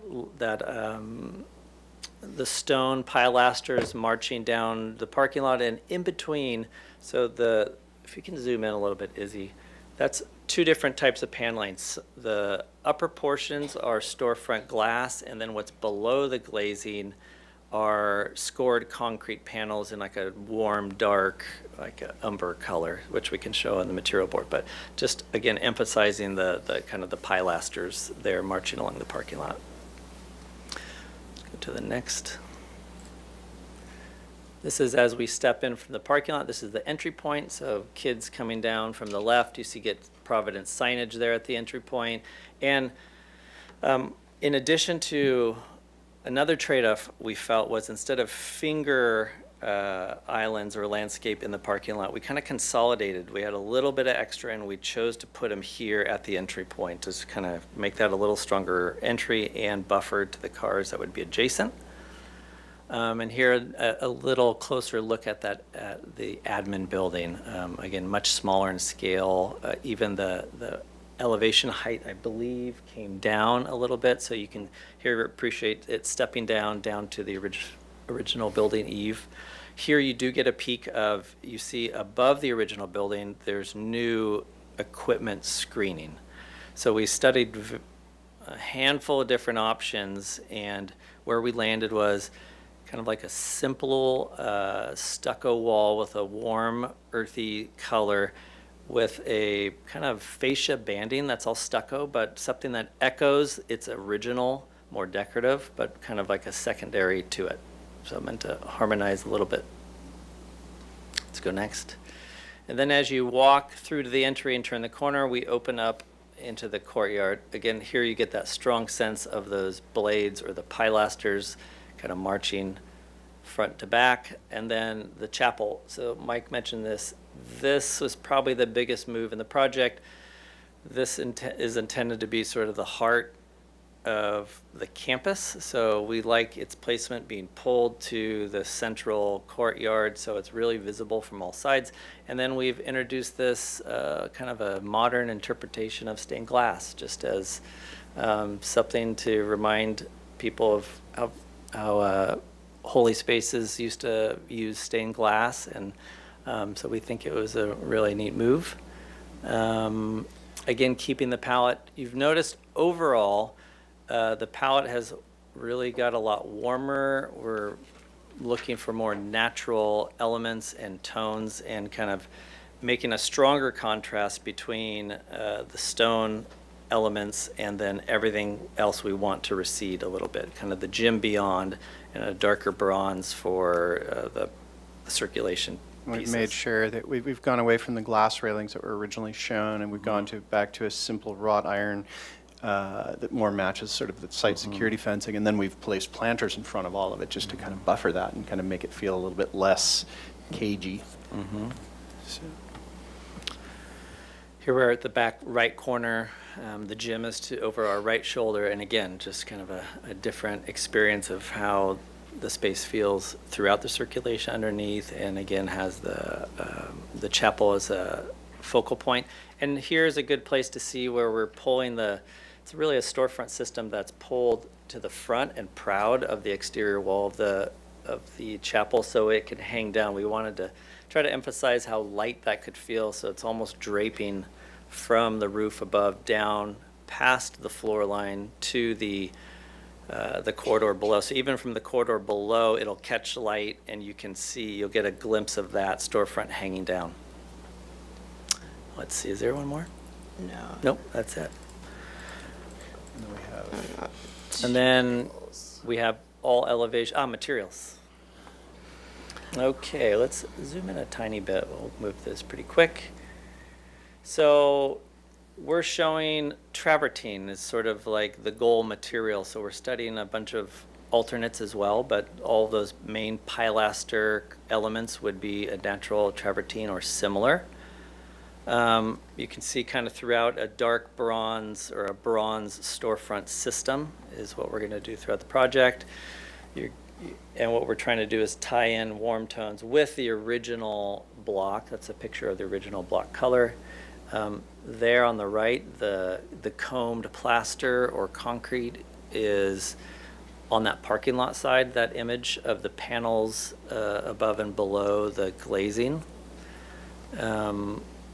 Here we're proposing painting the decorative fascia of the original in let's see, what colors are those? I don't like glasses. It's in the Garrett gray, so the Sherman-Williams 6075, so it's this darker color. The darker color, and then the middle color is what? Any exposed stucco, so the upper clear story area does have a little bit of stucco, so that would be painted. Otherwise, any exterior eaves or soffits would be this gapped wood that'd carry from inside to outside. Okay. Let's zoom out. I think that covers kind of the main pieces. Some imagery, again, we are continually detailing like the stained glass elements. These were our inspirational images, and so we like the general palette, and so we're working with manufacturers as we detail how intricate that system can get. If you scroll down a little bit, over that library, second floor, outdoor space, the Vergola manufacturer, it's an operable the shade. operable system. Yep, so it can close in bad weather. And let's see, did we capture everything there? Yep, and then the natural wood eaves. And then again, so we have a very completed set. So we have every elevation, section, heights, anything the board or the commission would have a question about. We look forward to answering.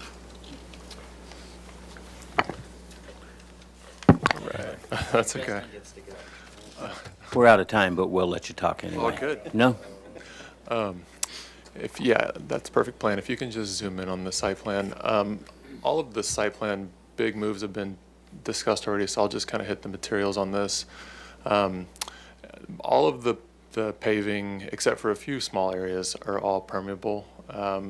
And so the two pedestrian entrances, the Ortega entrance there, and then from the parking lot to the actual main entrance to the school, those are both getting more of a decorative permeable treatment. And the patterning for that is, so the previous design back a couple years ago, we were kind of pretending that the dentils didn't exist on the building. And so now we're kind of wrapping our arms around that and trying to pull in the proportion of the dentils and create kind of a design language. So that's kind of the inspiration image that we're pulling from a bit. We're going to have to, of course, make the proportions different than that, but that's what we're shooting for, not in the same colors, but that's the idea. And in that same design language for the railing, if you can go down to the detail on that, we were looking at the railing from the Unity Church that Hoyt did. He didn't do the railing for that, but I think it fit with that building, and so we were trying to do a railing that also fit with this building. So again, harping on that proportion, creating or carrying more of that design language through, while it's maybe not an obvious hit over the head, hey, these are the dentils at every spot. I think it ties the whole site together as you come from the security fencing on the outside, and then the decorative paving, and then the actual historic building itself. So if you go back to the site plan, at the main entrance from the parking lot. It gets fussy. The two darker, where number 6 is, we're doing two kind of monument benches there. They're serving a lot of different functions. The biggest function is they're like defining the space, giving a chance to sit and a more celebration of the space. There's also a security aspect to it so that a car couldn't just drive straight through the front gate. And I've got a little loose leaf print of that I'm more than happy to show. But basically we're trying to pull the stone from the proposed architecture as the seat, and then the block of the existing architecture as the base. And so you're welcome to take a look at that. But we're hoping to kind of meld the proposed with the existing with those kind of subtle features. Pardon my interruption, City TV, if you can bring the camera down too. Our mystery guest.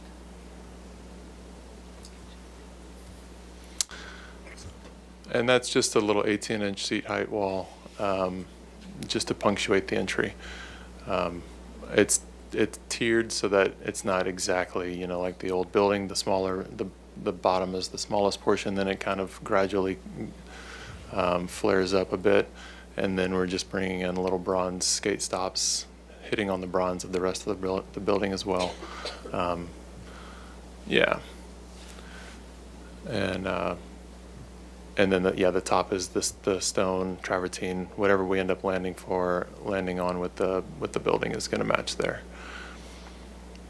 And then we can probably just move on to the planting plan, since most of the site plan has been covered. A lot of this is as you saw it last time, with the exception of some tree movements. So harping on the parking lot, we didn't lose the trees that were in the parking lot fingers. We just pulled them back. And in fact, the entire site, previously we had 46 proposed trees, and in trying to do right by not having parking lot fingers, we're trying to mitigate. So for the entire site, we went from 46 to now 55, just trying to give more biomass where we're losing it in the parking lot. There at the entrance, at both pedestrian entrances, we're trying to punctuate it with red flowering trees because red is a prominent color of the school. So those actually are little olives, or not little, but those are olives, and then the EC in the middle of the plaza there, that's a coral tree that we're hoping could be a big specimen and punctuate that. At the bike parking, since all of that has changed geometry, we've also tried to get a lot of trees there. One, to increase the biomass, and then to also help screening, as it's kind of a layered screening because those are different height spaces. And then at the back by the gym, we did add trees along that entire west side, but we have to have egress from the gym, so that got pulled back. So now what you're seeing is what we have to work with. We didn't lose really a quantity of trees. We lost one, but we just tightened the spacing. So we think we're still softening that corner and that elevation quite a bit with what we actually can work with, given the egress. If you zoom out a little bit, along Salsa Puedes, we finally got the street tree designation, and those are strawberry trees. Everything else, I think, is generally what you saw previously with those additions. And then we can go to irrigation. It's just that everything's drip, low water use. We're hitting our MWILO requirements, and happy to go through more of it in detail, but you already got the presentation last time. Excellent, thank you. Does that conclude your collective presentation? Yes. All right. We're going to put this on hold and discuss the Phase 2 addendum.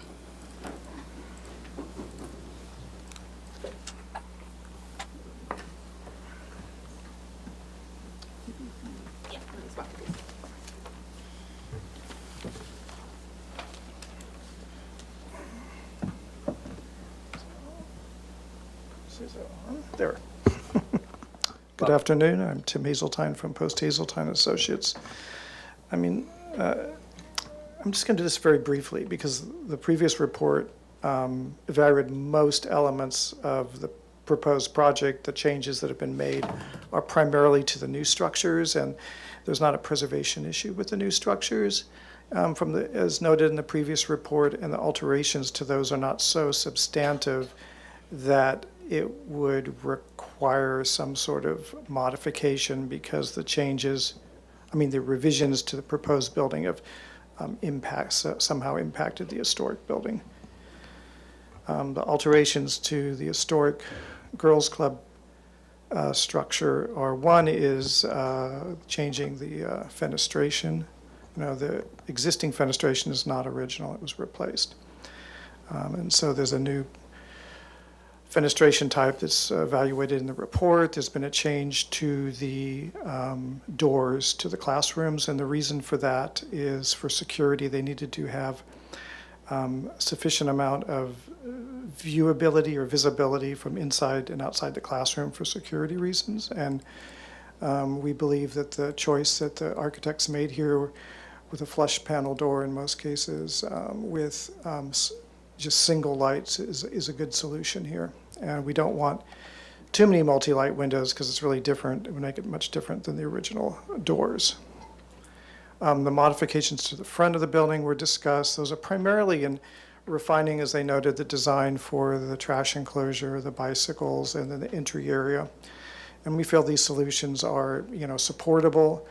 The only portion of the building that's really sort of being slightly obscured is the west end of the south elevation, where the trash enclosure will obscure from view some of the existing concrete block facade. However, because there are no windows or doors there or other architectural detailing, we feel that change is not so substantive that the building would lose its ability to convey its historic character. And as noted earlier by the architects, they've come up with a design for the enclosures on the roof to shield the equipment. And because that's a code required element, they're essentially the height they would have to be, we're supportive of that. We will note in some cases we see contemporary historic buildings that are from the modernist era. And sometimes when you have to put all these enclosures on the top because you're trying to meet one part of the code, it sometimes can have an effect on a structure. In some cases, we would prefer them to be visible on a contemporary building rather than add a lot of mass to the top. But in this case, they're relatively modest in size and height, so we're supportive. So in summary, the revised report has concluded that the revised design for the project continues to meet the Secretary of the Interior standards for the treatment of historic properties. Thank you. You might just want to hang on there. If that concludes all of the presentations. Yes, sir? Just make one more comment about the renderings. The planting shown in the renderings is there just to kind of give a sense of some planting. It's not the planting that's in the planting plan. It's quite a bit more simple and kind of mid-century modern feeling. Just wanted to convey that in case it was too literal. That's a good note. Thank you. Thank you. We'll open up public comment. Anybody in the room who'd like to comment on this project can do so now. Thank you, Vice Chair Uli. I do not currently have any speaker slips, but if anybody in the audience would like to speak, they can fill one out at this time. But I'm not seeing any movement. We don't have any participants online, and we did not receive written correspondence on this item, so I'll turn it back to you. Thank you. We'll close the public comment period, bring it to the commission for questions and answers, but I would suggest we focus on the phase 2 first so we can get that out of the way. Any questions on the phase 2 report? Yes. Yes, thank you, Vice Chair. So are there any, are you also you're addressing the entire proposed development and not just the Robert Engel Hoyt building, but how the new proposed structures affect it? Yes, that's a question for you. Oh, thank you, Commissioner Ensberg. As I mentioned when beginning of my presentation, there was a Phase 2 Historic Resources report. It evaluated the new structures, found that they met the Secretary of the Interior standards for the treatment of historic properties. The scale, bulk, and massing of the new buildings has not changed to the degree that the conclusions made in the previous Phase 2 report would need to be modified. So the scale massing of the building, its overall design is very similar to what was proposed before. Those changes are not ones in materials or design features or proximity to the historic building that would introduce significant impacts to the setting of the historic structure. And are there, do you address like colors or anything like that? I mean, sometimes we do it in a general way, but I mean, the paint palette that's been chosen is not contrary to historic preservation. I mean, you can change colors of buildings. It's one of those alterations. It's very reversible, and through history, most buildings have their paint colors changed at one point or another. And I think the palette they chose is complementary. It's a tricky kind of building because the color of the walls, the textile block bricks, is very distinctive. And so getting colors to meld in with those and not look really unattractive or unpleasant or just contrary to the building's architecture can be really challenging because they have a sort of pinkish hue. Yes, yes. So there's, in terms of contrasting as opposed to matching or blending, is there any issues about that? Is it preferable from the perspective that you're looking at it from? Is it, or does it matter? Well, it can matter. I mean, if a wing was being added to the Robert Engel Hoyt building, and you were attached. Attached. So it was actually linked, physically linked, then you would scrutinize the colors much more because you would want to ensure that there weren't colors contrast between the new wing and the existing building or something of that would create some sort of dissonance that might have some sort of visual impact on the structure. Mm-hmm. Yeah, I understand. And then lastly, kind of along the same lines, is the fencing that's new, that is designed in the spirit of, as I understand it. Does that are there any concerns about that in any way taking away from the ability to recognize and see the Robert Engel Hoyt building prominently?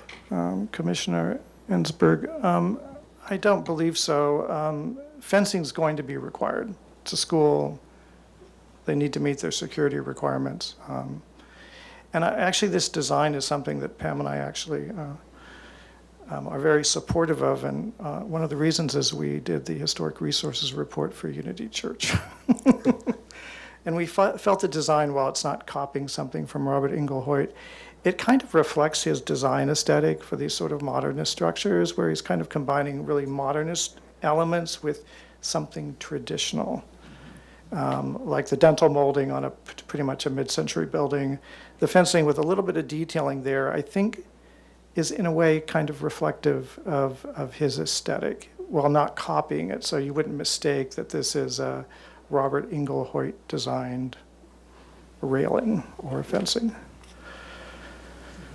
Okay, yeah, I guess I'm just, where I'm trying to figure it out is how much do we want to ensure that we are making the Robert Engel Hoyt building be very clearly recognized and prominent, and not confusing the issue with other layers of things, maybe perhaps like this fence. So that's where I'm getting stuck a little bit and want your help. Okay. Well, in this case, I mean, we realize fencing has to be installed. So in a way, the choice is for a very, very standard metal fence of the appropriate height with basically horizontal metal rails and thin metal pickets, which is a very standard, very sort of generic kind of fencing. And I don't think if that was proposed that would result in less of a change than the fencing here. The change here is that there is a little bit of detailing, but the visibility of the building I don't think is going to really change much if you use the sort of standard metal fencing I just described rather than this design here. And there may be other designs, you know, it's just that I think the design they've chosen is not contrary to the Secretary of the Interior standards. Okay. There's still visibility of the building. It's still differentiated from the existing materials of the historic building. Yet it still is trying to reflect some kind of subtle reference to Robert Engel Hoyt. Thank you. Thank you. Commissioner Ludwig. I have a question, yes. The prior project which you did a phase 2 on, did the gymnasium have a bowstring truss roof? I believe so, but the architect can. No, it did not. It did not. They had a flat Yeah. roof system. that So, was- so you're able to make a determination that the mass scale bulk of this proposal is no different than what was before, even though you have a bowstring roof structure here, which was possibly much higher than the prior structure. It was not my understanding by looking at the drawings, it was much higher. It is different, but it's not introducing sufficient additional scale, bulk, and massing that it would impair the setting of the historic building, because it's set to the back of the property, and it's behind these other elements, the office wing, and then there's the chapel library wing. We didn't feel that was like a substantive change.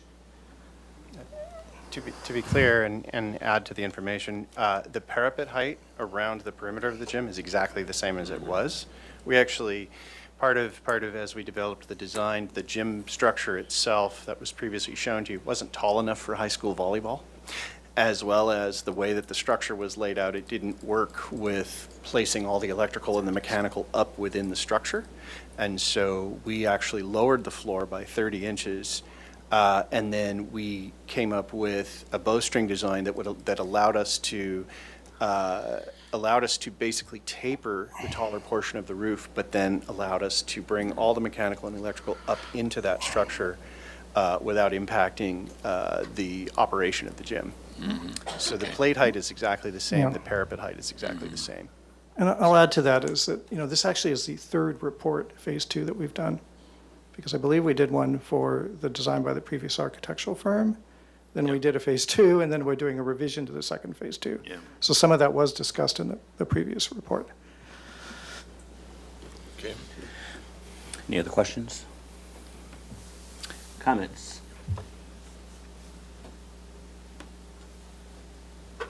I think we can accept a revised Phase 2 report without a problem. And I would move so if it's to be dealt with now.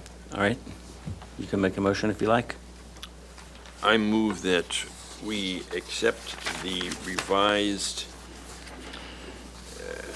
Phase 2 report for 531 East Ortega Street, I'll second that. period. As submitted, I suppose? As Yeah, submitted. Okay, I'll start with Commissioner McClure. Oh, It can, oh. yes. So there was a motion and a second. Any discussion? Yes, thank you, Chair. I just hope, in my perhaps limited understanding of these things, that this, I'm happy to support it. I just want to, I'm hoping that we're able to comment on the aesthetics of, that it won't prohibit us to make comments that we feel about the project, the aesthetics of the project. So I guess we'll wait and see. No, you won't be prohibited from commenting. Okay, thank you. You're not prohibited to comment, but if you think there's a negative impact, this is the time to say it, because you're approving the report that says the design is appropriate. So basically, if you disagree with the conclusions of the historian about something, then now's the time to put that on record. Yeah, I mean, Well, if you want to change something when you do the design review after you just said it's appropriate in the report, you're contradicting yourself. So this is the time to bring it up. Well, the things that I had mentioned are things that I have concern about. So I'm not, but I think that they can be mitigated, and I will make some suggestions with that regard, but I'm not sure. I'm sorry to be unclear. Well, then maybe you should move on to the design review and not accept the report until you're comfortable with the design. Often, when you review the design, you can say, okay, now are we comfortable with the report, or do we want it edited based on your comments? I think that would be, I would prefer that. It seemed like the two issues you had were color and the fence design. Yes, and I have some issues with, the colors and the fencing and some of the landscape. Vice Chair Yeah. Uli, my recommendation is that we table the decision on the report till after the design review is completed, and then you can move to approve the report. All right? Thank you. So, and just to clarify, through the chair to the rest of the commission, we do have the motion on the floor, so you don't need to remake that motion. We're just going to table voting Table until it. after we review the design. So,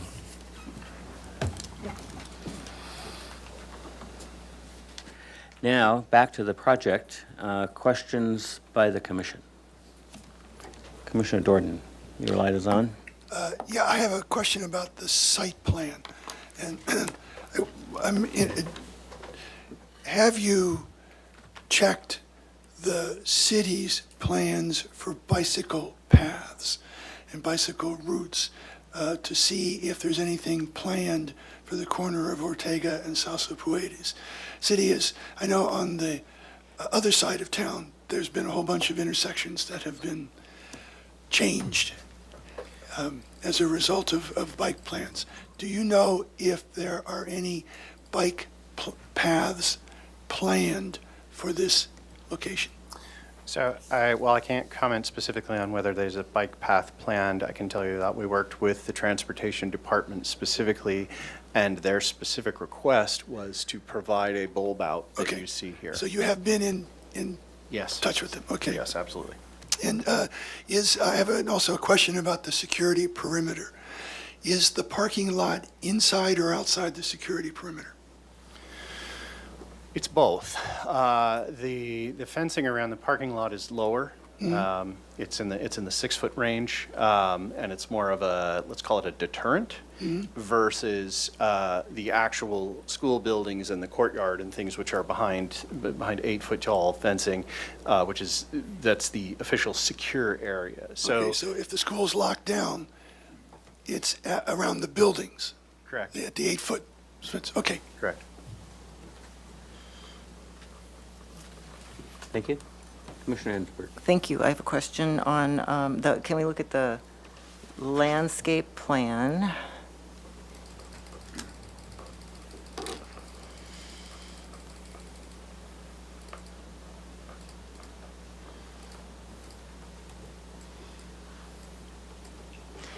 So, the courtyard, is there, in the 3Ds that we saw, it looks like it's lawn there? Is that the intention, the existing lawn is to remain? Is that what we're seeing? It's permeable artificial turf, Okay.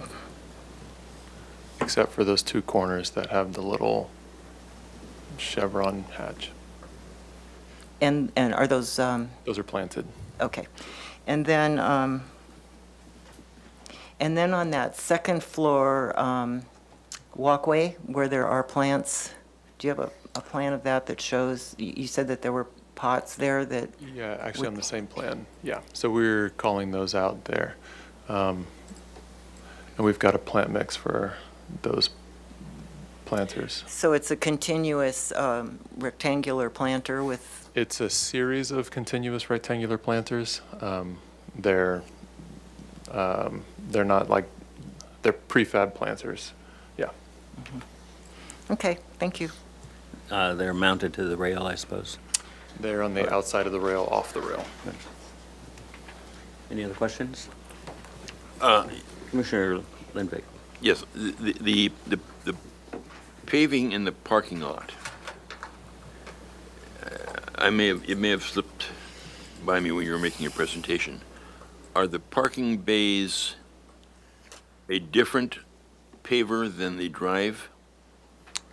The entire parking lot is the same paver. We're just changing orientation of the pavers to differentiate drive aisle versus parking lot. So, I mean, you're asking for a waiver on the required finger planters, and you're offering additional perimeter landscaping. My concern is that we look at the parking lot, which comprises the parking bays and the drive area, and are seeing one large paved area. Whereas if you were maybe to have a different color or something change about the parking bays themselves that would help break up this large mass of paved area that has no breakup by way of planters and trees. And I don't know what that would be, but that does kind of interest me as to how we deal with that. Okay. What you're doing, I suppose, is by eliminating the peninsula planters, is that area actually probably can be used for other activities, either school, planned or unplanned. Correct. And I don't know if that's good. I mean, are you going to accept the fact that they're racing skateboards out there, with all the noise that comes from that? Sure. Or are you going to be accepting the fact that kids are going to be playing soccer on the paving as opposed to grass area, which, I don't know, I'm just trying to figure out how do we justify giving up the finger planters? Question. Point taken, and there's been no internal discussion of activities other than parking going on in the parking lot, but understand your concerns. Yeah.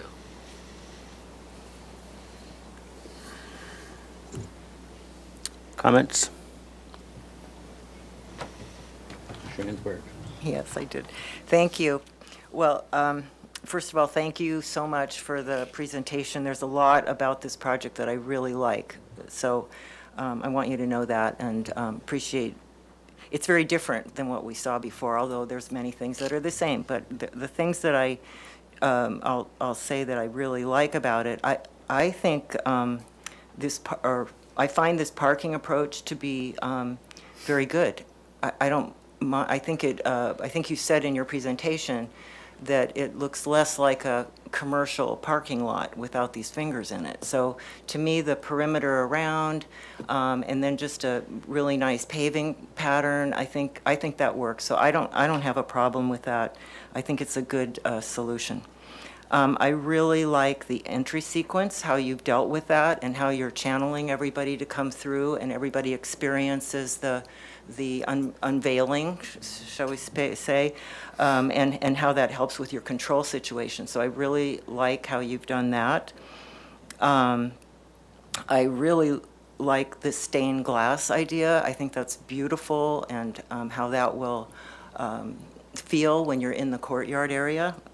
So that's another piece that I really like. And I also, as far as the architecture is concerned, I really like your solution of how you're blending this one type of contemporary architecture of the Robert Engel Hoyt versus this new idea and how you're, kind of knitting those two together. I really like the fin and the cantilever concept. So I think that's a really nice sort of a nod to, but different. Where I'm having issues is I feel is with the colors, number one, which I mentioned before, is I feel it feels a little bit like before with the glass. I'm not, the glass box that was there before. It just felt a little bit more bright and fresh and, shall I say, sparkly, a little bit more fresh. And this feels like everything is just kind of brown. And so I feel like I would urge you to study that maybe the what do you call them, the fins, maybe those could be a little more contrast to sort of let the Robert Engel Hoyt building be itself, and it is very pink and beige and brown. Let that be that way, but the new part could be, and maybe all the doors and windows are still dark brown, but maybe freshen it up a bit and make it more white and more contrast to the Robert Engel Hoyt building. I feel like that would be much more exciting and just uplifting. So so that was about the colors.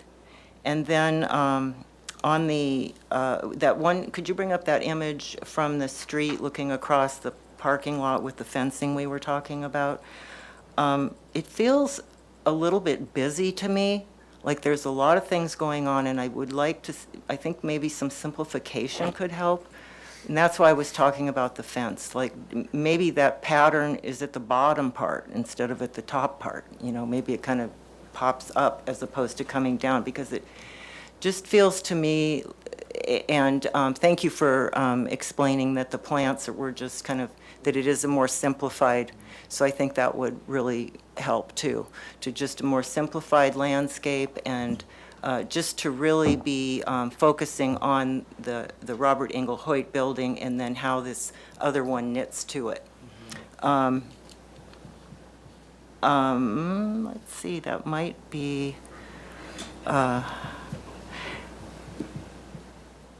the planters at the railing, I'm not really convinced is a very necessary solution. I think, again, if the building ends up being a lighter tone, more white, and then you have the dark brown, and then just maybe that's where you put that railing with that design to tie back into the Robert Engel Hoyt. Maybe that way, and then maybe that's all that's needed. And finally, I'll just say, not a fan of artificial turf. It feels, I feel like maybe there could be also those planters that we're seeing there on the steps. I'm not convinced that they're really that successful. I think the main focus is those beautiful stained glass windows, and everything else should just take a back seat to that. and not have us maybe just simplify out the landscape. So, so those were my comments, and again, I think you've done a lot of things really great. So I just think a few tweaks could, just to contrast the historic building. Thank you.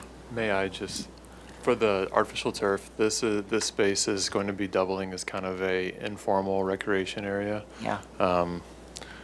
It can fit a volleyball court and that kind of thing. So we're there expecting heavy traffic. So trying to avoid the, pedestrian lines going through real grass. Yes. That's where that's coming from. Yeah, I understand. Yeah. I understand but if you fall, you're going to wreck your knee on the artificial grass. You won't get a grass stain, though. Anyway, I get it, and I just needed to make that comment, but thank you so much. Mr. Chair? Yes. Thanks again. I think you've done a very good job. You've got a lot of detail, a lot of new information for us. I thought the reduction in the administrative sort of glass box, you had a very positive and strong solution for that. Also, the level of detail in the elevations and the renderings, et cetera. The one comment, and it's expressed in that image as well, I too sort of struggle with the colors. This is very industrial park, Silicon Valley. I mean, I worked in buildings like these up there, dark brown trim and a kind of a light brown wall. And I don't know, I don't see it as much here in Santa Barbara, given our color orientation, but it's not uncommon up there in the Silicon Valley northern area. So I struggled a little bit with that, so you might consider an option to lightening it up. The contrast is nice, but I just felt that was one personal observation. Then I would support this moving on for PDA.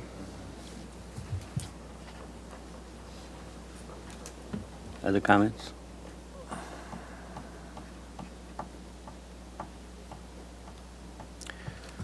have a question, when appropriate.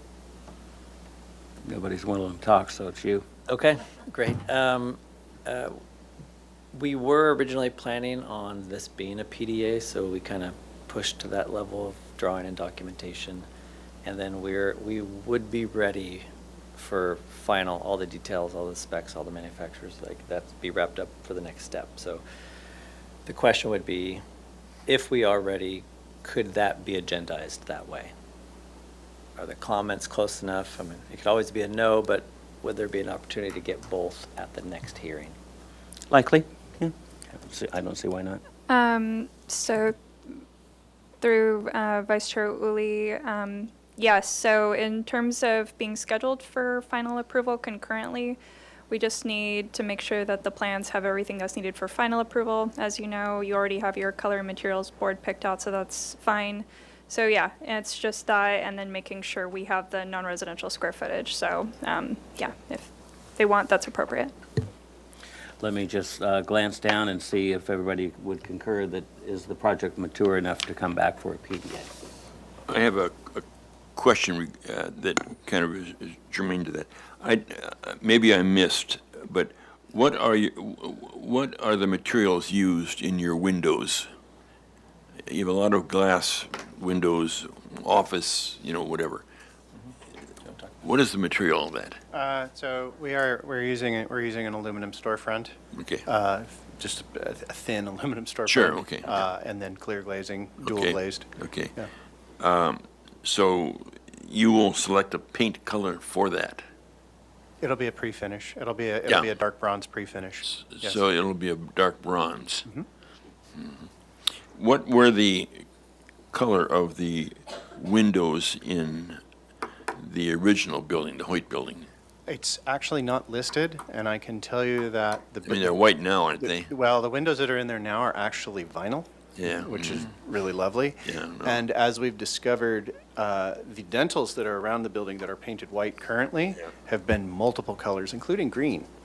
And so we took a different tact, and we said, look, we don't want, silver aluminum storefront, clear anodized and or anything like that. We don't want black. We want something that's just going to kind of reflect that kind of pinkish hue of the block, but give it just a nice sort of dark, solid base, and so dark brown seemed appropriate, and it seemed to go with the rest of It could be, you could also, I mean, with that quantity of windows, you could probably have any color you want. And I'm not sure that bronze necessarily is the best color, but I have no problem with it either. But I'm glad to hear you're not going to use wood windows. No. Commissioner Jordan? I'm supportive of this. I also am understanding from this discussion that apart from the color of the block in the original building, the rest of the colors of the original building have changed multiple times, and that the windows that are in the original building now are not the original windows, correct? Correct. Okay. I am supportive of the project moving forward. I understand that there may be minor changes as a result of our comments, but that the major elements of this design are set, so I think it's ready to go to the next step. I'm supportive of that. Thank you. Should we return to that motion that's on the table? Did anybody hear any substantive change in the discussion of the project that would impact the Phase 2 memo? I certainly didn't. I look to all of you for that. I seem to be the most confused one on that. But I'm just looking for some adjustments in color, nothing substantial about the design. So I think, unless you, as I say, I look to the expertise of this group if there was anything. So it seems to me that the only thing that would occur if you are going to propose a color other than what you've done, then the historians would have to take a second look at that to see if there was any impact.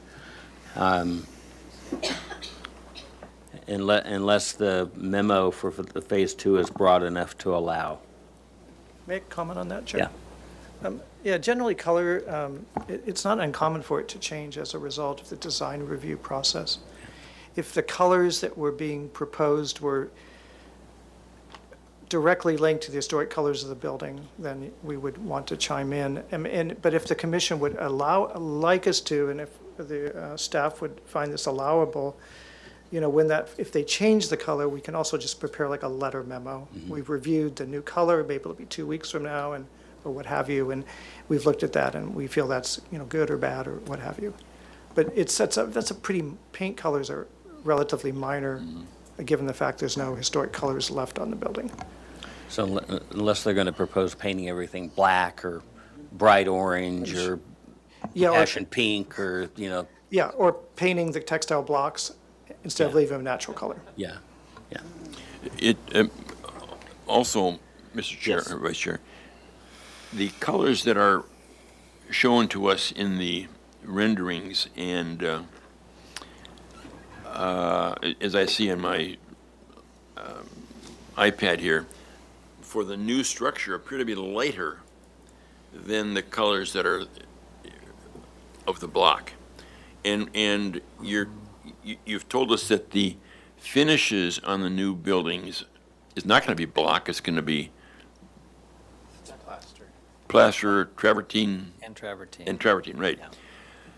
What you get when you have, I think other architects can chime in on this, but when you have a block, and it's a porous material, I believe, and it's a lot of breakups, it to the eye, it is darker than maybe the paint chip you've got, just because of the light reflection, all that kind of stuff.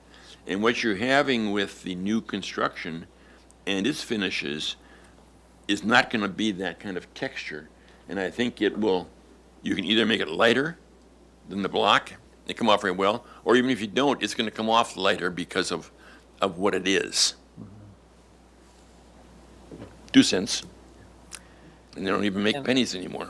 All right, thank you. And perhaps it might be helpful next time we can bring Sure. material samples, physical samples to kind of help that along. But I think we're open to kind of looking at some of those colors and brightening it up.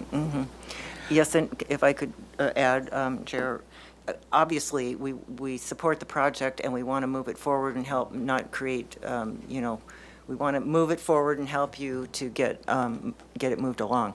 So it seems to me that these are minor. If you're open to these ideas, then we will just see where you come back. All right, so let's pick that motion up again. I think we've got a motion and a second. We've talked about it plenty, so let's do a roll call. Thank you, Vice Chair Uli. I'll start with Commissioner McClure, Yes. Commissioner Butler, Yes. Commissioner Jordan, Yes. Commissioner Ensberg, Yes. Commissioner Lenvik, Yes. and Vice Chair Uli. Yes. Motion passes. Thank you. So we've accepted the phase 2. Now, because you're here for concept review, I've made some comments, so let me read out my comments and see if I missed anything or said it wrong. First, the commission appreciates the applicant's time and effort and work to get here. We also appreciate the fact that the applicant has been responsive to our comments about the previous project.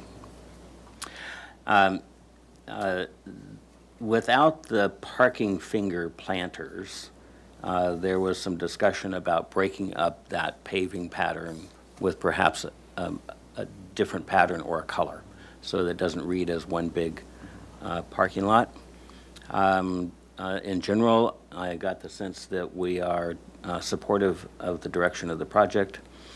There was a comment to study or simplify the landscaping, and that might include that fence railing detail, although personally I think it's kind of cool you did a nod to those dentals, which you're right, nobody would get, but it's clever. Study the color of the new buildings to be compatible, and that the commission generally feels that the project is ready for PDA when you return. Did I miss anything? The only thing I would, Vice Chair Uli, that when you use the word compatible with the colors, I think that could be a little bit confusing. I was suggesting that it be, well, of course it should be compatible, but I think it needs to be more in contrast to the Hoyt building. And I was suggesting that it be much lighter. All right, maybe I'll change that to sensitive. It should be sensitive to the historic structure. Pardon Chair my Uli? interruption through the chair to the rest of the commission. Would it be more appropriate to say study the color of the new buildings to be more in contrast to the historic building to differentiate? Does that sound? That might. I like that. Thank you. Chair Uli, can we have language? Could we be agendized for final as well? I mean, obviously you guys have the right to say no, but if everything did fall into place, that would be very important to the project. I think that's up to you and staff. Okay. We can continue it either probably indefinitely or 2 weeks, right? Correct. So the motion would be to continue indefinitely, and then when you resubmit, Pilar will review your submittal materials, make sure you're ready for final approval. If you are, we will schedule you for final approval. Okay. Very good. You got our sense that we think it's ready, but it's not up to us, really. Did that condition meet with your liking? Yes. All right, did I miss anything else? All right, would somebody like to make a motion to continue the matter? I can do that, but let me ask a question. We're continuing this to, It's an indefinite continuance. but it will go back here or go, you won't go to consent? Should come to us. I think everybody wants to see Okay, it. so we don't have to make findings now then? Okay.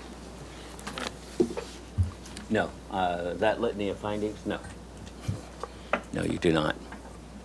Are we good? All right. Is there a second to that? Did somebody second. make a motion? I didn't hear the motion. I didn't hear a motion. I make a motion to continue this indefinitely. With the comments. With the comments. All right, thank you. Yes. Second. There's a second, motion and second, any discussion? Roll call, please. Thank you, Vice Chair Uli. I'll start with Commissioner McClure, Yes. Commissioner Butler, Yes. Commissioner Jordan, Yes. Commissioner Ensberg, Yes. Commissioner Lenvik, Yes. and Vice Chair Uli. Yes. Motion passes. Thank you. All right, Thank you very much. good luck, thank you. We are adjourned.